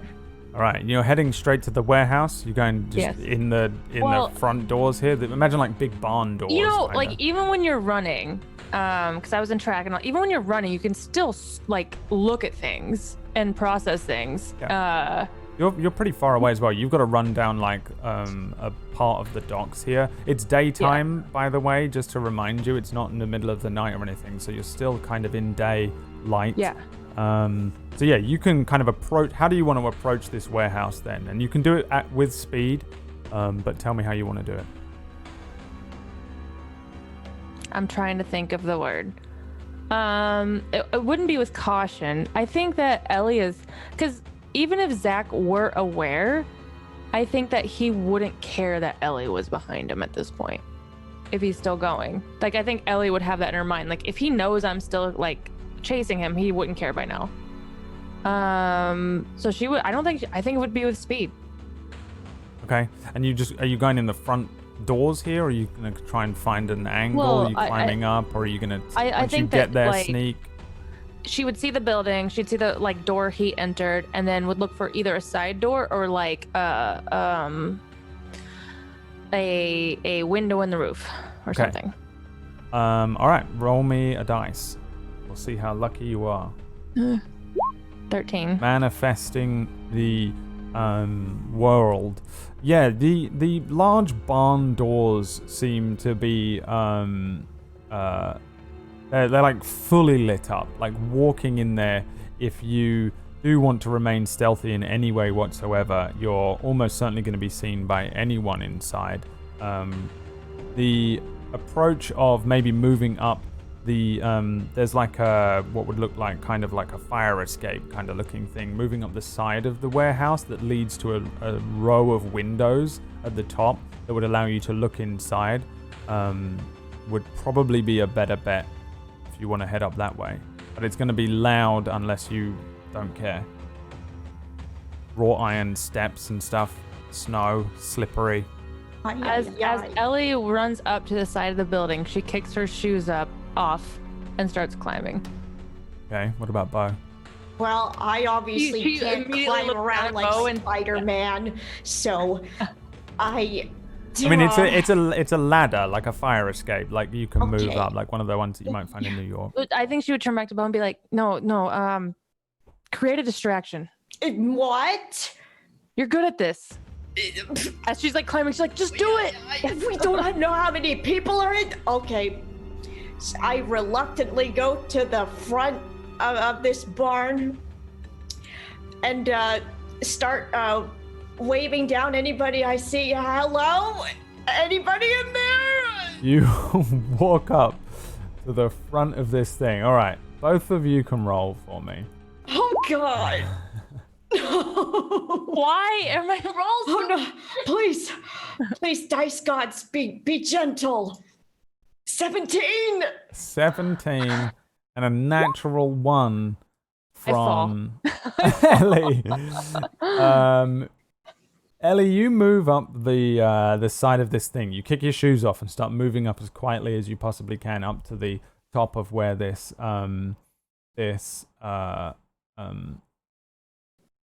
warehouse is. And Beau, you step out into the opening of this the warehouse, the barn door area. There's maybe a moment or two when you kind of look around and it doesn't look as if there's anyone in there whatsoever. But in the back center of the room, you see a sudden flash of movement. And let's see here. Oh, God. Let's see if let's see what I'm happens to you. I'm afraid.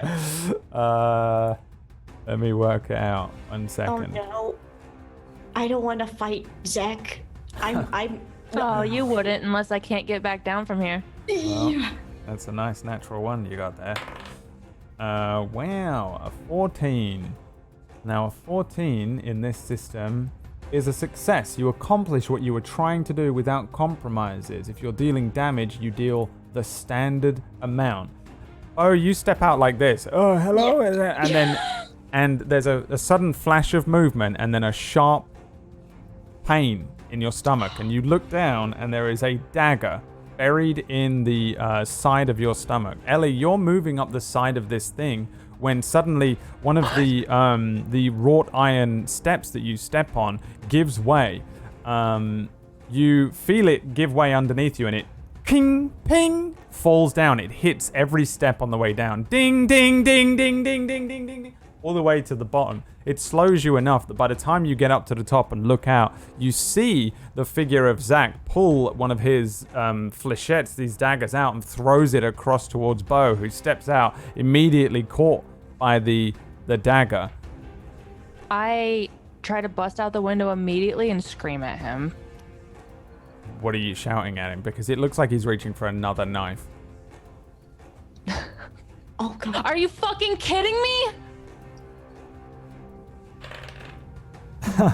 As a 1, a catastrophe. I think Zach pulls out another knife and then you hear it clatter to the ground as he looks up, looks back again, and fixes his eyes on you. So, Beau, you take, I think, 2 damage. Ew. So everyone has 10 HP. You have taken I have 2 8 now. HP from that, and you have a Ew. knife in your stomach. It's not enormous. It's a throwing knife. It's like a flechette. It's a thin thing that's been thrown, but it was a perfect shot to warn and harm. The form of Zach stands up and holds his hands up, looking up towards where you are, Ellie, and says, "I thought I told you to stay put." I carefully try to drum down beside him. You can probably maneuver your way down. Okay, if I you're not maneuver my trying way, to- and I'm probably being like, he can tell I'm being careful because the stump of my arm is starting to bleed after the fall last time. He once you get to the bottom, he looks you up and down and says, "Well, I didn't know you were here, but that was a lot of noise." Yeah, well, you expected me. you know, of all the people in the guild, I'm the one that's not going to stay put. And him, he has no loyalties to the guild, just me. I just You got a stabbed knife in him. my gut. Just take it. It's fine. Just take it out. We'll Okay. manage Leave. it. Okay. And keep it. Don't give it back. Keep it. I yank it out as fast as I can, and I'm just applying pressure and doing what I can to mend my own wound. You can do. Would you like to do the mending ability you have? Yeah, please. Yes. This boo-boo's real nasty. And I think, what does it cost you? 1 to do that? Yep, it cost me 1. Yeah, I think Beau maybe like sits down, starts pulling a few things from his pack and dealing with the wound on his stomach there. You can see that it is merely a flesh wound. It really was not an attack intended to kill, unless Zach just threw wildly and missed any vital spots. It does seem like as you pull the thing out, it hurts. It stings a lot, but you can plug the wound pretty quickly. It probably As he's needs doing this, is Zach stitches. watching him or is he watching me? Zach has not barely laid an eye on Beau, but he's watching you for a moment. There's a flash of disappointment over his face before he turns back to the warehouse door and says, "You should leave. I have a meeting with somebody who mustn't know you're here." And why can't they know I'm here? I'm not gonna get arrested or fall into a trap because you don't trust me. I've done everything for you. I've even killed people I didn't want to kill. I killed the only person I love for you. And I was like, I didn't even want to do it. And you made me do it. I had no choice. Yes, a lot of I us get a don't want to choice do now. things. You're going to let me have a choice. Then I'm you may the one that stay, holds the information. but the Inquisition will lock you up Why? because you are not supposed to be here, and both of us will be in a lot of trouble if you are. You can say I'm your daughter. They know precisely who you are. Why am I the enemy here? Who do I know who the Inquisition is? Yeah, I don't. Okay. For sure, everyone knows who the Inquisition are. It's the FBI. Why am I on their radar? What did I do? I do what you say. Everyone is on their radar. I'm not the bad guy here. I didn't do any of this. I mean, I kill people, but like they know that. They knew this was going to happen, or something like it. They warned me of it. We didn't kill all the gods. Something else did. They I were know. already dead. There is a machine, A machine? an Arcanine. Aren't those against the rules? What now? Arcanine. We're not supposed to have those, right? I tried to score a contract to kill those that were trying to set it off. It seems whoever was sent failed, and perhaps the Inquisition should have listened to me. They didn't. But I am privy to information that if you know, they'll kill you for.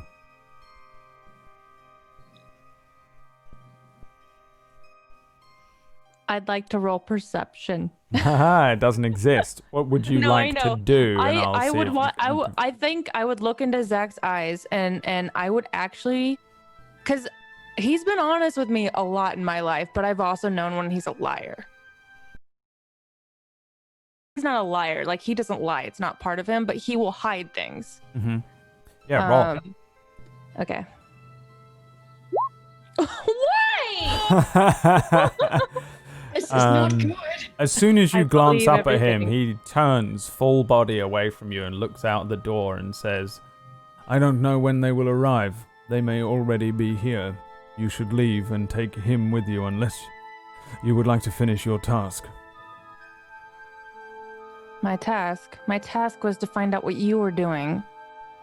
You don't trust me and I don't trust you. I don't know why you don't trust me. I've done everything for you.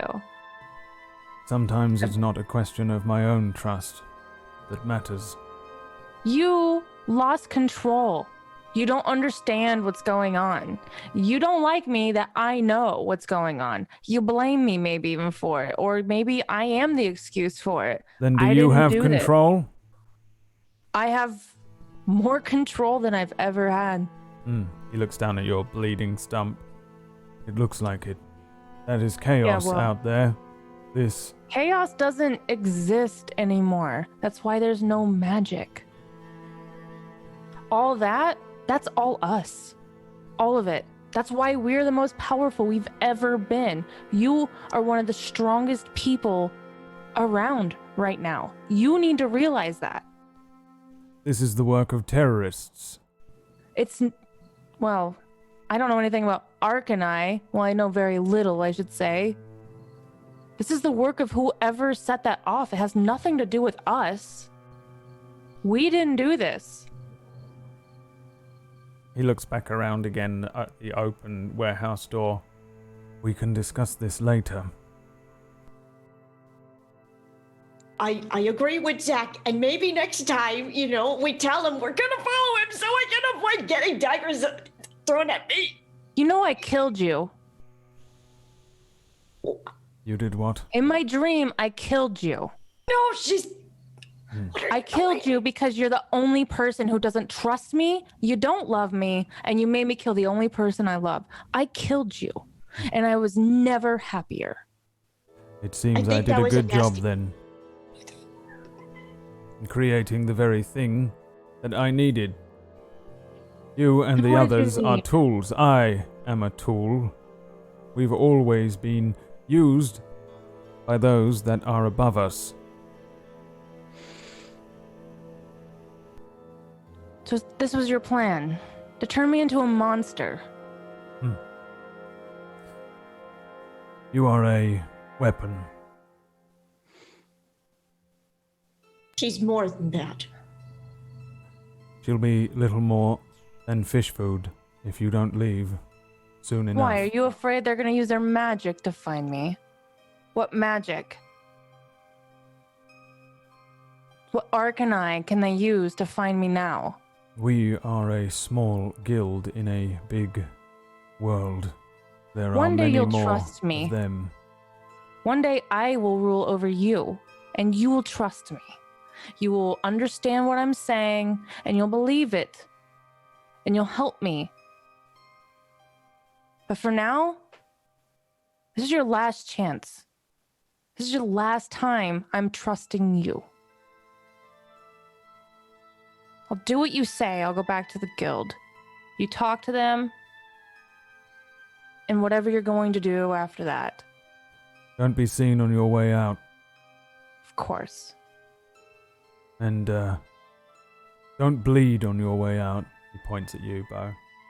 Oh, yeah, I'm doing what I can, and I'm cleaning up as much of the blood as I can on my way out. Just...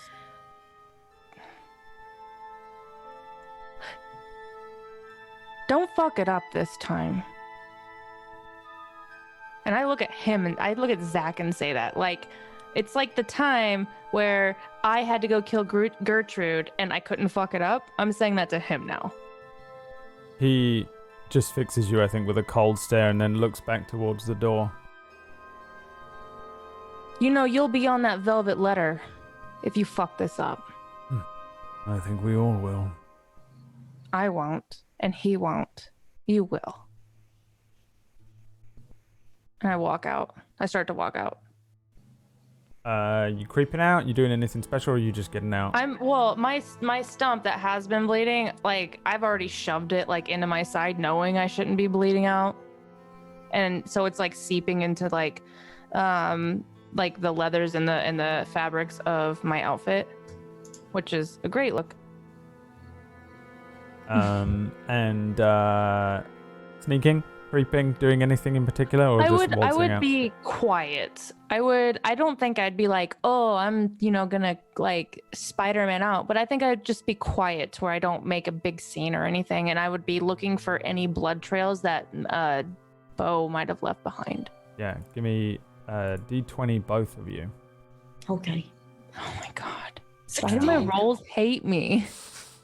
Oh, 7 and a 16. So both you and Beau head out. I don't think you necessarily leave any clues that you were there behind, but it's only really Beau that is assured of it. Your thoughts are maybe a little distracted as you move out I'm of pissed. I wanted the to warehouse. kill him. Yeah, so you've had bad. a rough day. Yeah, you step outside. You don't see anybody around. There are plenty of different ways to get back to the roadside or away from this warehouse. What is there anywhere that you want to go first? Do you want to stay here? Do you want to go the way you came? Do you want to head? Ellie is fuming. I think she like storms out like an angry like child almost. Like she acts like Zach's child. Like he's pretty much raised her now. And so she just like storms out past Beau, and maybe that's why she's like, I'm being careful. And then Beau is the one that actually has to like look around and be like, okay, no, we are. Okay. Gonna make sure that, we're okie dokie artichokey. And where I do don't you want to want get to? stabbed again. Where do you want to go? Oh, I'm going straight back to the guild. With Beau? Yep. Yeah. I'm trying. I don't want to lose Beau. Okay. The two of you head out and head back just through the alleyways, or just heading down the streets now? Back the way we came, sort of. I would do the same. Yeah. Because we saw the big crowds and all that, so I'd like to Exactly. avoid them as best as possible. Yep. And the two of you do so and head away, away from the area where Zach is having a meeting. And we're going to flip over now to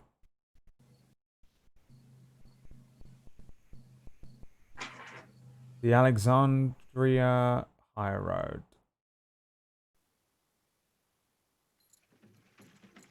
There is a cart trundling down a pretty rudimentary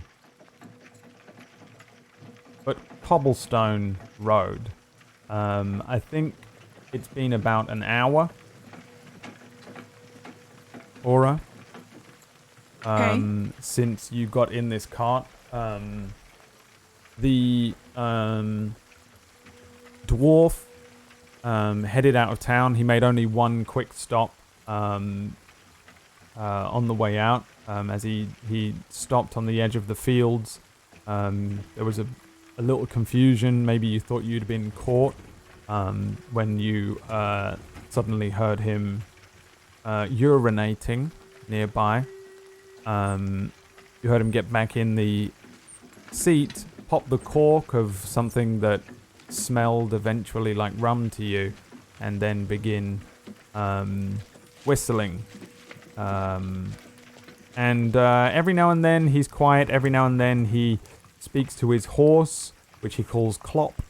And every now and then he'll sing like an old song, usually something dwarven or something grotesque about breasts.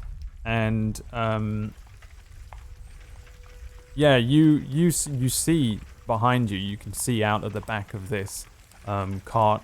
You can see as he heads down the main road and heads towards the true high road, and you see Bame behind you. The village gets smaller and smaller until eventually it becomes the farms and fields of Bame, and then eventually you clear those, and now it's just kind of open plains. The snow again melting very quickly, but still mostly snow covered behind you.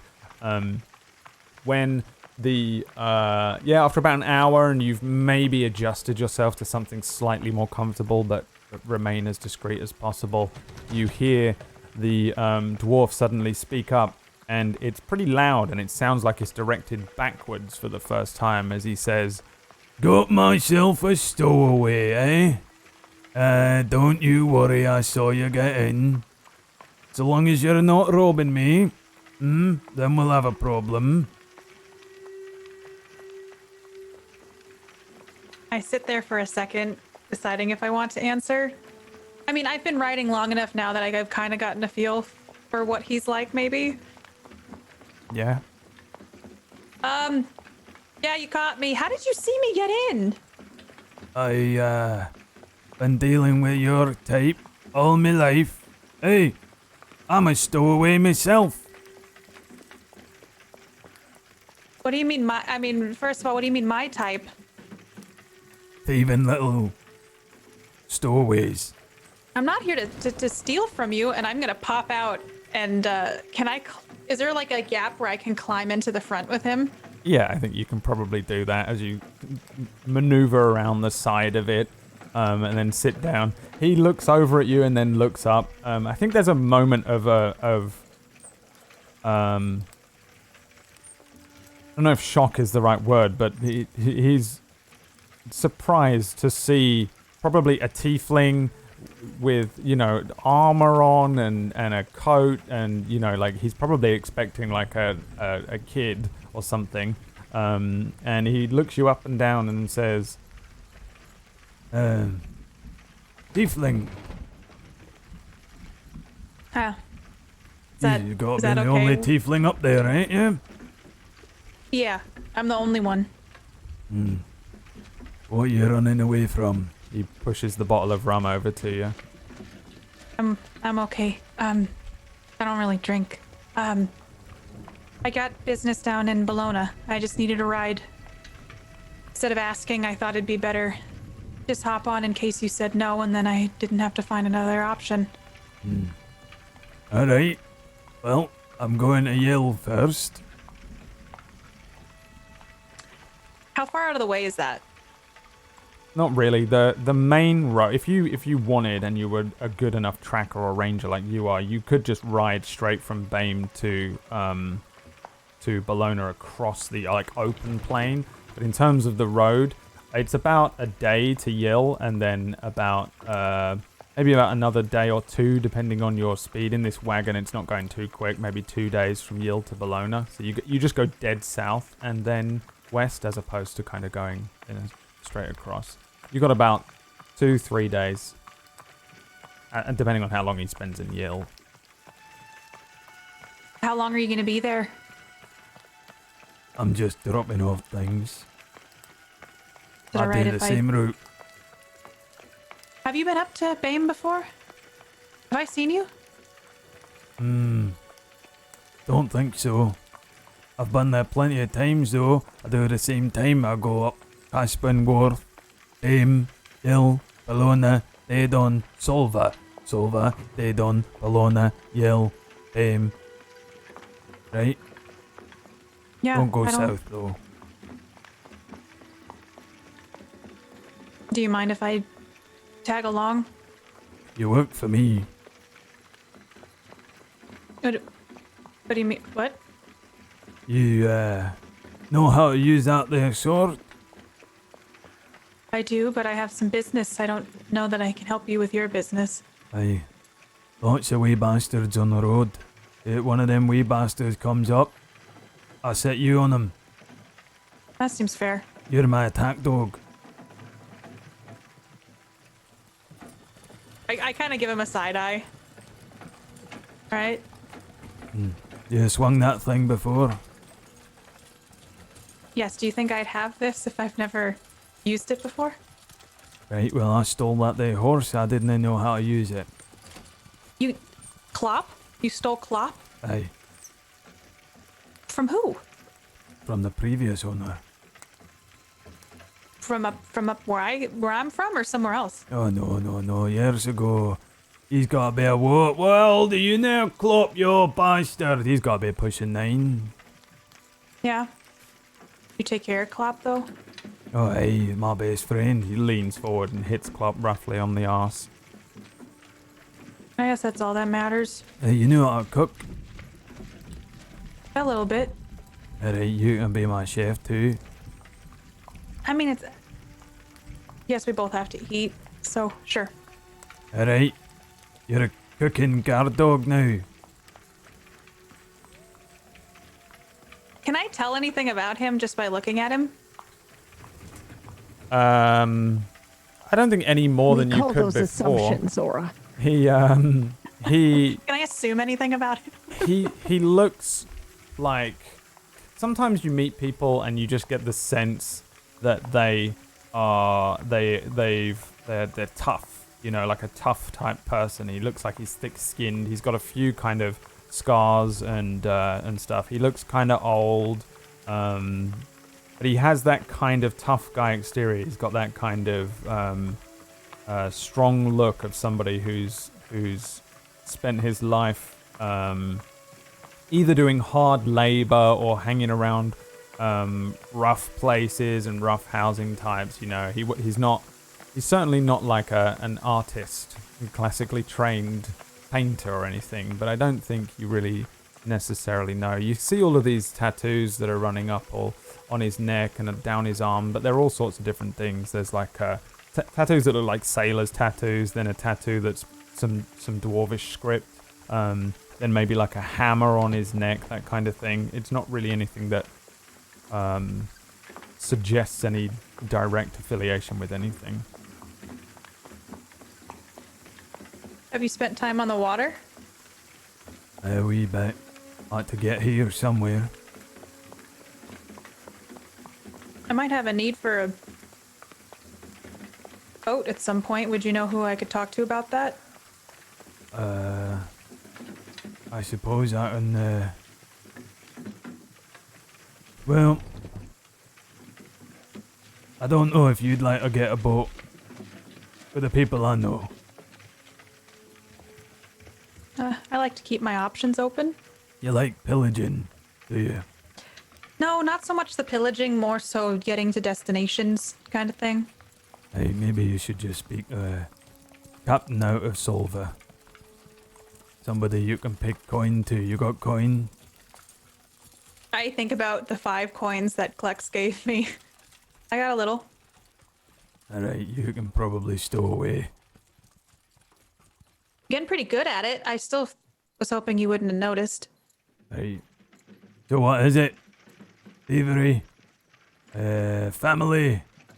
You kill someone? That's alright, you can tell me. I smile at him. A little bit of family, a little bit of saving the world. Oh, you're saving the world now? Mm-hmm. Alright, that's what that big sword's for. You're gonna become one of them there tails. Maybe. Hey, make someone write a song about you if I'm out to sing on the road. Yeah, and then maybe you'll remember that one time there was a stowaway with a big sword. Oh, aye. I'm sure we'll all remember your name. My name's Nine Lives. Hi, Nine Lives. I'm Aura. And I'll shake his hand. Don't know how many I got left though. Alright, so you keep that sword trained on my enemies. Yeah, I will. I appreciate the ride. You want Hey, then some you food? get maybe then a little bit, but maybe you'll be a part of the song too, because you helped me get where I needed to go. Oh no, we never met. You don't want old someone to sing in a bar, old Nine Lives. What's the word? What do you do when you're on a trail? Hung for treason. Oh, you're wanted for treason? Aye. Okay, we could change your name to like 8 Lives or something to make it a little bit less on the nose. Don't know about that. I like Nine Do you have Lives. a nickname? 9. Do you think that people would know if I used the word 9? I have a friend who might be able to write us a song. You're really fixated on that there song. I don't know, I've got to focus on some things that might be a little less serious before going into the serious. About that food. What do you want? Hey, climb into the back. There's a box of knickknacks. Underneath that is a box of gems. Okay.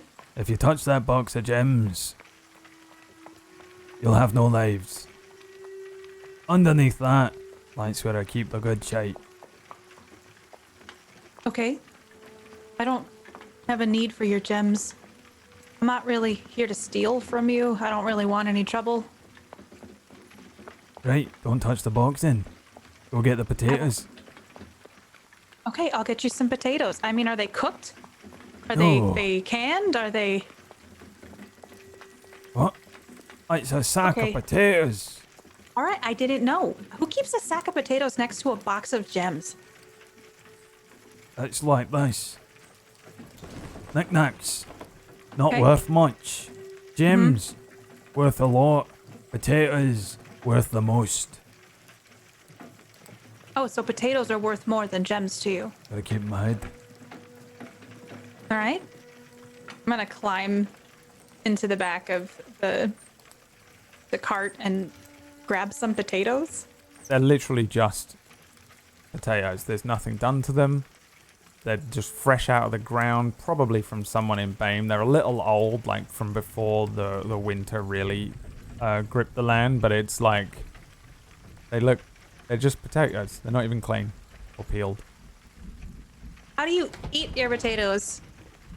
With my mouth? How the fuck do your kind eat? With your tail? You can boil them, mash them, stick them in a stew. There's lots you can do. You just eat them raw? Aye. What, you wanna cook Okay. it? Yeah, let me cook you some potatoes. Alright. Can I cook you some potatoes? Aye, alright. You hear him kind of hit the reins, and Klopp slows down. It's a decent time for a quick whiz anyway. Okay. I'm gonna make you the best potato you have ever eaten. And then we'll decide if you like them raw anymore. Alright. I don't think you're gonna be able to do that, but I just start like grabbing a bunch of potatoes and then grabbing supplies to make a fire and hopping off the cart and setting up quickly, grabbing a pot from the back and just start busily going to work making potatoes. Yeah. At one point, 9 Lives urinates just openly near where you are. He doesn't attempt to noticed. hide himself in any way.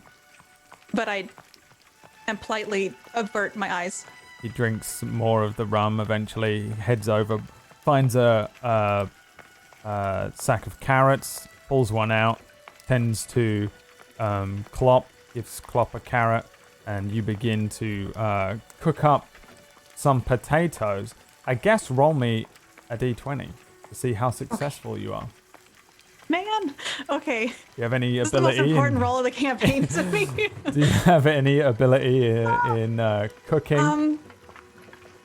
Can I have some like ability in cooking because I own a farm and I can food and pickle food? You can And she cooked for spend. Slan. You can spend True. whatever amount of AP you want to add another number to that roll.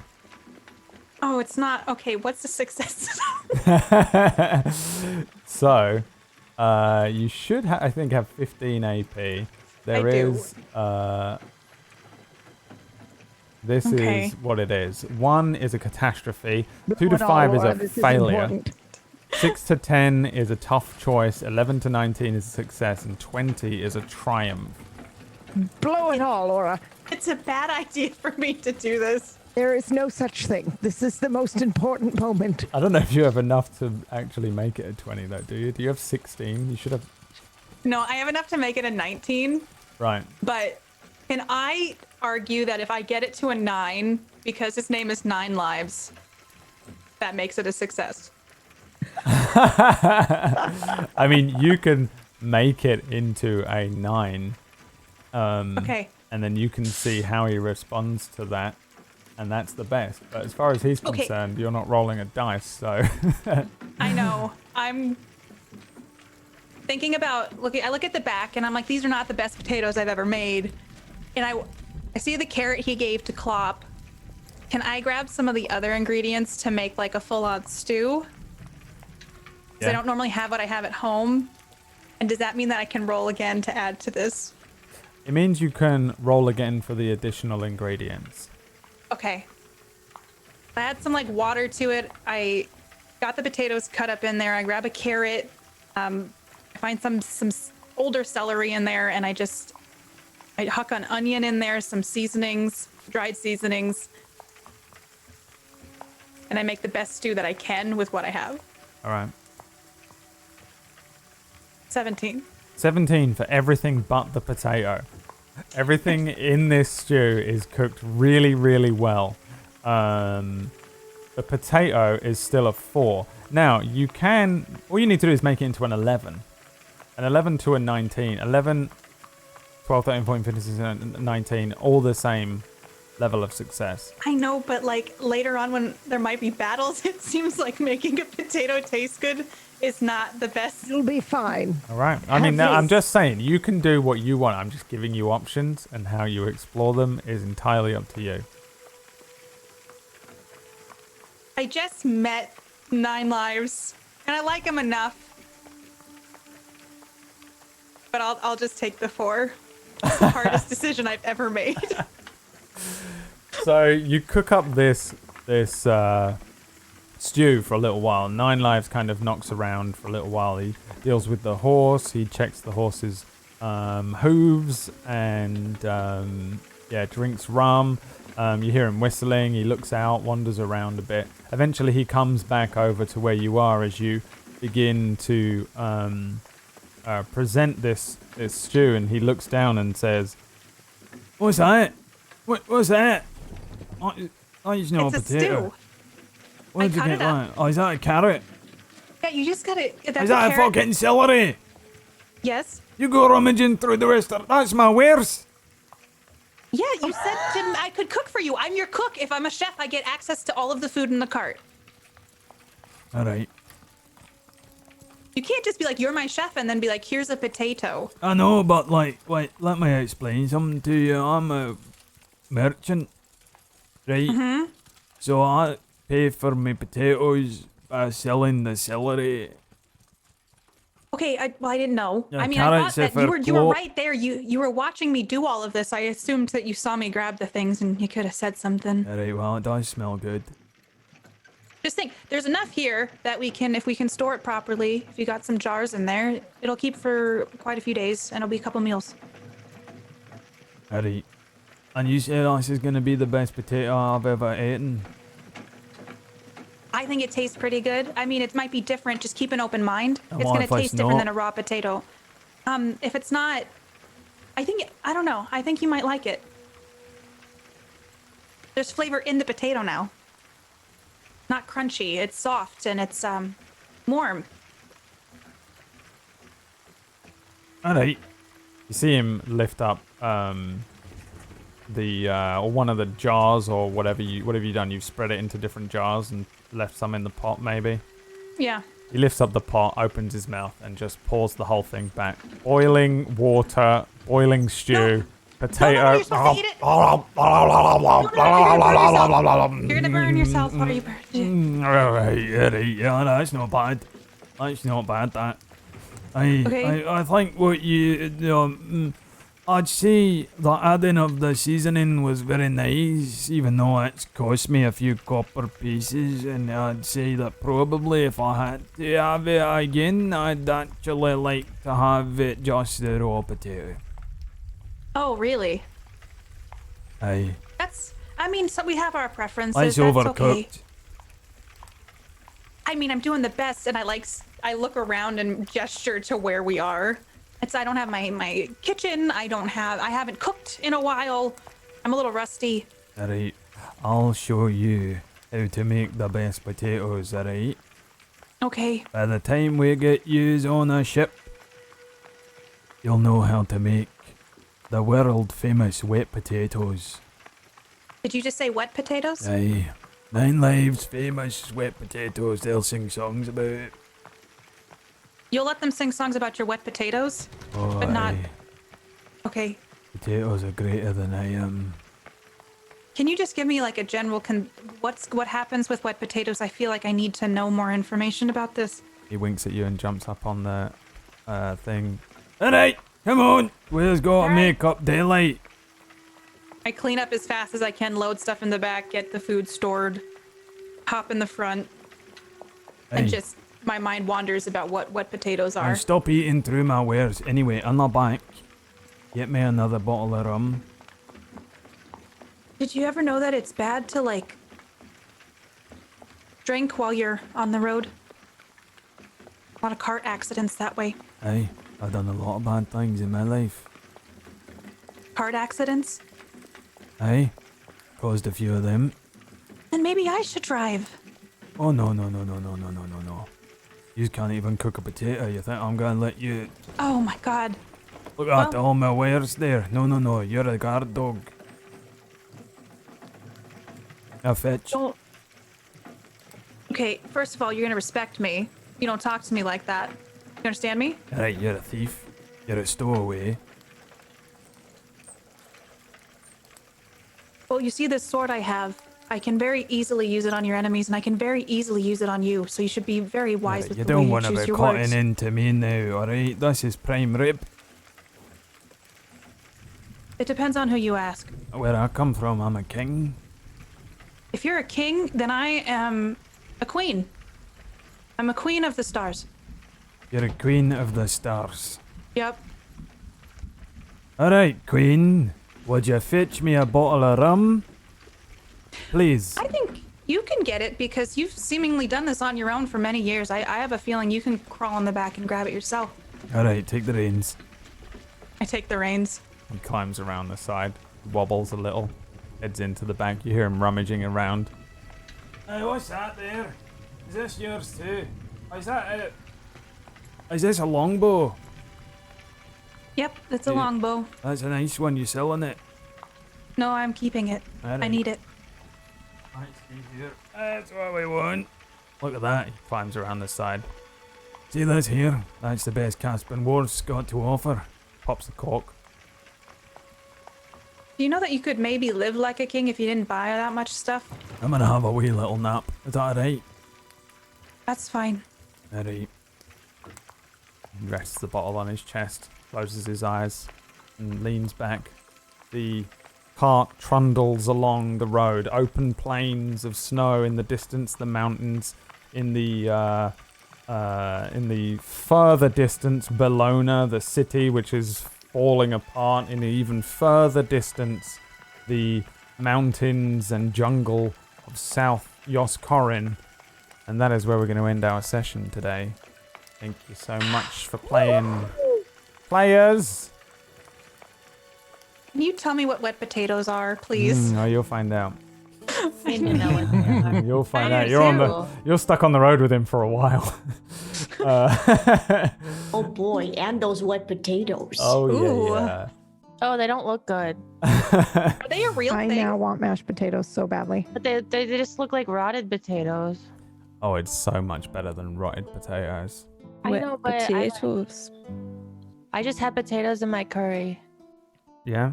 But Just did thought you you have should know. 9 Lives world famous wet potatoes? No, but I did naturally fail twice. Yeah, in that the was same awful. session. Oh man, that was No, rough. I want to was say tough. I was almost thankful for it because it forced Ellie to like actually confront Zach. Yeah. It's I like love how she was Ellie's like forced. so cool until she meets Zach. And then she's like, And she's so petulant with Yeah. Zach. It's so But I great. think he's used to it by now. He's just like, Right. because she acts like his child because he stole her as a child. Yeah, it's so good how it's like, it feels like it's the only time that the mask breaks. And it's not, and she's not in control of it, kinda. Yeah. You know? Which is why he maybe has this feeling like you're not in control. And she's like, no, just around you. Yeah, I'm right. not If he in saw you control." outside if he saw you do anything else other than the things that he sees you do with his own eyes. But Yeah. the thing is, he hears about it. He knows what Right, she he does. knows He's, a lot like, of it, Seen yeah. the bodies after kills, so like he knows. Yeah, I don't think Well, he and doubts he her also- skill, right? It's her It's just competence, I guess. Or just, I think it would be almost seen as like a weakness almost, where he's Yeah, oh, like, yeah. I'm now your weakness. Like Oh, you yeah. break around me. Yeah, maybe. That's, So. that's a good point. All Which right. is why like when he said, I'm the tool, I was just a tool. Oh, everyone's a tool to someone. Yeah. The session is over. I gotta method it somehow. Old Zach, bless him. I gotta love my NPCs, okay, or no one will. The Oh, I love Zach. the session is dealt with. You kind of learned a few things. You kind of missed a few things as well, natural ones. You are each on your journeys, I guess, each trying to figure out what's going on. We have our newcomer, has returned, actually, returning character of Cairo, but from a different perspective now, which is really weird and interesting to see. We'll do a quick round of shout outs. People can go and find where you all are in the week and question you and follow you and stuff. So we'll go around the way since it's all pretty and nice because I made these overlays myself. Starting with Katie Peters Plays. Hello, I'm Katie Peters Plays. I played Aura for you today and got to meet 9 lives, that was fun. I don't know, it was fun watching everybody else's story today. That was really cool to see. I'm excited for us to all be together again, but I'm kind of loving seeing everybody's stories right now. You can find me on Twitch at Katie Peters Plays or on Twitter at PlayKatiePlay. And I just started Quantum Break today, and it's literally my new favorite game. So come watch me play that on Twitch. Yeah. The end. The end. It's weird having everyone all split up. Like, you've done it a couple times, but it was only for short periods, like one session max kind of thing. And originally my plan, because when I first sprung this on you, my original plan was to just get you all together as fast as possible within like one episode. And then we did the first episode and I was like, nah, fuck that, this is awesome. I want to see kind of like exactly what they do, kind of. I'm way more interested now in watching you unravel this thing, moment by moment. So, I'm into it. But you are all split up, so... We're also discovering a lot split up, where you have like now, Ellie knows of the Inquisition with Beau, and then PB specifically knows someone that was a part of it. Yeah. And then now, Aura knows how to cook potatoes. Yeah, Aura's nice. She got to profess love though that like Ellie has never had. So it's like she's pursuing an own personal dialogue now. What the fuck? Don't say it again. Come back and say it to me for the first. What the fuck? Yeah. He was so rejecting romantic. her, and then when he said that, I was like, I did it It was so cute. I was squeeing over here. Bless him. I feel like it's a weird thing where Aura has a few things to tie up in BAME. So she's kind of done that, but she's so far away now that she just has to do this. Like, she has to do the longest pilgrimage, kind of, all the way across. And then the rest of you are actually privy to information, and whether, like, as you unlock it, it's kind of how I was thinking of doing it as well, like seeing if you could piece together some information that maybe separately doesn't mean a lot, and once you bring it together would actually allow you to do a thing. It's really fucking hard to do. But we'll see how that works out. Keep rolling ones as well, because that helps. No. I rolled enough ones today to be happy. That's so bad. That is crazy. I can't believe that. Yeah.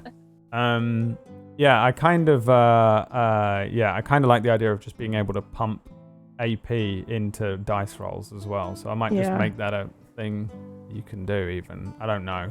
Maybe. And I just pump enough to make it not a 1. Maybe if it's under a 5 or something. I don't know. Maybe I'll think about it. 'Cause that just seems like a fun mechanic. And I'm going to just hack the bits off of this that I don't want and hack the bits in that I do want. The system we're using is called Quest, by the way. We switched from D&D to Quest so that it feels weird and different and everything is changed in and out of character. And I wanted to use a pretty simple system. And it's pretty fun, I think. You guys have got a weird perspective of it because I've given you it from like a strange version of it, because they don't have classes like the system would normally do. They have their own classes that I just made for it, but it's a really simple system. If you're interested in learning how to play any tabletop thing, it's a really, really easy one to pick up. I think you could play it with younglings, or if you just want to GM something very quickly. It's very, not very just that, but it forces people to role play too. Like learn how to role play heavy. It's nice, and the abilities are simple, and it feeds you them slow enough that it doesn't overwhelm you at the top. D&D can overwhelm you at the beginning because it's like, roll this dice and you have all these different skill checks and what's a saving throw and how do I calculate initiative? What the hell does AC stand? It's so much stuff. And this is a lot more simplistic. So if you're into it, it's called Quest.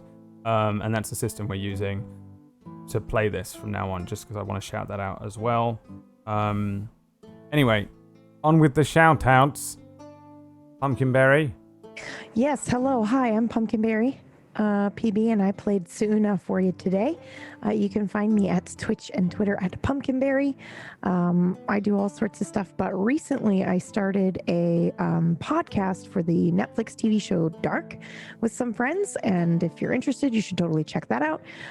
Fastest way to do that is to either head over to geekgeneration.com/dark or to Twitter at Radio Winden. That's it. That's me. Oh, and I'm here on Wednesdays. I Right. GM something sometimes. It's kind of cool. You should check it out. She does. That's all she does. Is a dark podcast and gone. And nothing on her own channel, where I think you're playing Silent Hill, but I don't know if you finished it. I finished Silent Hill 1 and 2, and now we're going to start Silent Hill 3. Right now. We're playing through Head over the there right Silent now. Hill series, yeah. She's starting the Right game now. up and stream up right now. Oh, there you go. All right, Pumpkinberry. What about Thank you. Mr. Zacoticus? And Zacoticus is now here to shame me for my Scottish accent, which I will immediately claim are dwarven accents, and it's dwarf accent, not Scottish, and that will help. Similar to, but legally distinguishable from a Scottish accent. Hey everybody, I'm Zgoticus. You can find me everywhere. It's Zgoticus on all the things. I have a podcast, the Zgodcast, where I just sit down and talk with friends. We just chat about whatever. You can find that on all the places you get podcasts and on YouTube. You can go to zgodic.us/YT and I'll take you to my YouTube channel.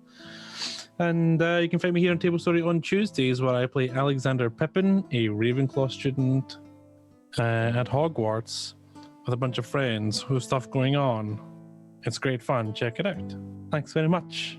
Thanks, Toby. God, he's such a good Toby. You're so perfect, Scotticus. You two are ridiculous together. I love how there's like a dying half-elf child in your house, and you're still bickering over what she's like. I had a vision. Like, even if she did or didn't, it doesn't matter. And you're like, no, you didn't. Yes, she did. Like, Can't have visions. it's so good. Speaking of what was it that visions, you said coincidence Oh, or something I is ruined mine. often. Segue. Anyway, it doesn't- Never mind. sorry, I ruined it. I ruined it. No, you can do it. Tuesday, you're up. Okay. Hi, I'm Tuesday Gray. I played a very sunburned Cairo for you today, and it was a pleasure to watch my new companions bicker from the inside this time. If you'd like to catch me, by the way. What's that? Sorry. I said you were amazing, by the way. The Thank makeup and everything. That was actual seaweed in her hair. That was actual seaweed. I've So taken good. it out now. If you'd like to see me do things, you can follow my Twitch channel, because I will be streaming soon again, late September, maybe around the 22nd or so. And it's been a couple years, so come watch me. button. Go follow now. You Fumble. have a she lie button. Don't you have a button that calls people out when they lie? Yes, I do. Yeah. I'm not Great. going to use it because she's not lying. All right, she Not is. Okay? Don't make a liar out of both of us. Yeah, make a liar out of both of you. But if you'd like to follow me, Tuesday Gray on Twitch and Twitter, and thanks for watching. And the artwork there as well, since we're on it, is of Cairo by Lucifer, which It's amazing. Amazing. it's so good. The bard of our troupe, who stood in an alleyway and then took a knife to the gut today. Oh God, that Yeah, scared the really. shit out of me. Oh, it was nasty. Yeah. Hi, I'm just Biarx. I played Bobo for you today, and yeah, I'm doing everything and anything Ellie tells me to do. Weirdly make a good team, and it just shouldn't work for some reason, but yet it does, and it's weird. Yeah. I do a bunch of variety games here on Twitch and scary games too. If you like that sort of stuff, come hang out. I'm also here on Fridays with the new campaign called Jameis View. I play as Old Lady Fortune Fries every Friday 4 p.m. EST. So yeah. Yes. Thanks for the fun today, guys. The Tablestory alumni, the Illuminati, of which Ellie is not a part of. What about you, Pocket? I was gonna say that whenever Bobo did such a good job at maneuvering the streets and whatnot, that Ellie was almost gonna say, you'd make a good assassin, and then keep walking. Yeah. It's one of those like Bobo was keeping up with her, which was very impressive. Yeah, and then she falls over today. Like, you'd make a great assassin, and then just immediately face plants. Like, what the fuck is up with my legs? Well, she is mortal again for the first time in a while, so. Oh, maybe yeah. that's why. I like how it weirdly suited the episode. I think Ellie still thinks she is the warlock and all that she was, and now she's like going back into mortality and things hurt. She doesn't have a hand, and she's just like, why do I have emotions again? And so that's why she outburst at Zach, like, I wish I killed you before. You do know this, right? Yeah. Yeah, it was so good. I think that Beau and Ellie do make a good team, because she is very emotional right now. Yeah. But it was fun. My name is Pocket. I stream on twitch.tv/Pocket, and I also do roleplay. So that's about it. That's about all I do. And today was a fun episode. We got to learn a lot about all the characters. And Tuesday's on the show, and you did an amazing job acting. Thank you. Yeah, it was Thank you so much. It was messed up after your travel, which we will find out more about. I saw a lot of people in the Discord, Tablestory's Discord channel, always popping off after every show. Not just this one, but all the shows. If you want to head on over to that and join in that discussion, then there's links to the Discord channel where everyone is. I saw everyone being like, how is she maybe in it? What? How did Keepy get out of the... Wait, what? We're going to find out. And yeah, we'll see. That's the end of it. We'll see you next week. What? What's happened? What are we missing? Super important. Don't forget to follow Brad, who's doing Retro Week over on his channel at twitch.tv/BradWodo. It's true. I'm playing The Legend of Zelda: A Link to the Past tomorrow. I've never played a Zelda game. How mad is that? I know. Crazy. I did Doom yesterday and today. I smashed out the original. Ocarina of Time? I played Ocarina of Time like at my friend's house, kinda, but all we did was fishing. So I don't think I watched a Let's Play of it, so that's basically... I've seen a bunch of Zelda around, but yeah, I don't know what's going on with it, but that's what we're doing. I don't know, there was votes. Yeah,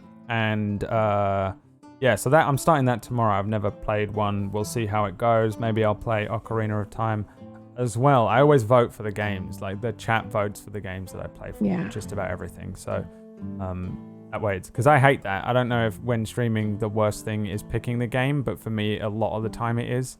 You know those weeks when you just don't have a game to play and you're like, I don't know what to play, and it's the worst feeling. I guess if you're variety, this beats there like, I'm a role player. I'm always, I don't know, playing an old British lady in the West, in the Wild West. But like, I don't know, I get stressed out with the picking a games thing, so I just stopped doing it this year and made them pick democracy. So that starts tomorrow if you want to watch that at my usual stream time, and I'm not telling you when it is. All right.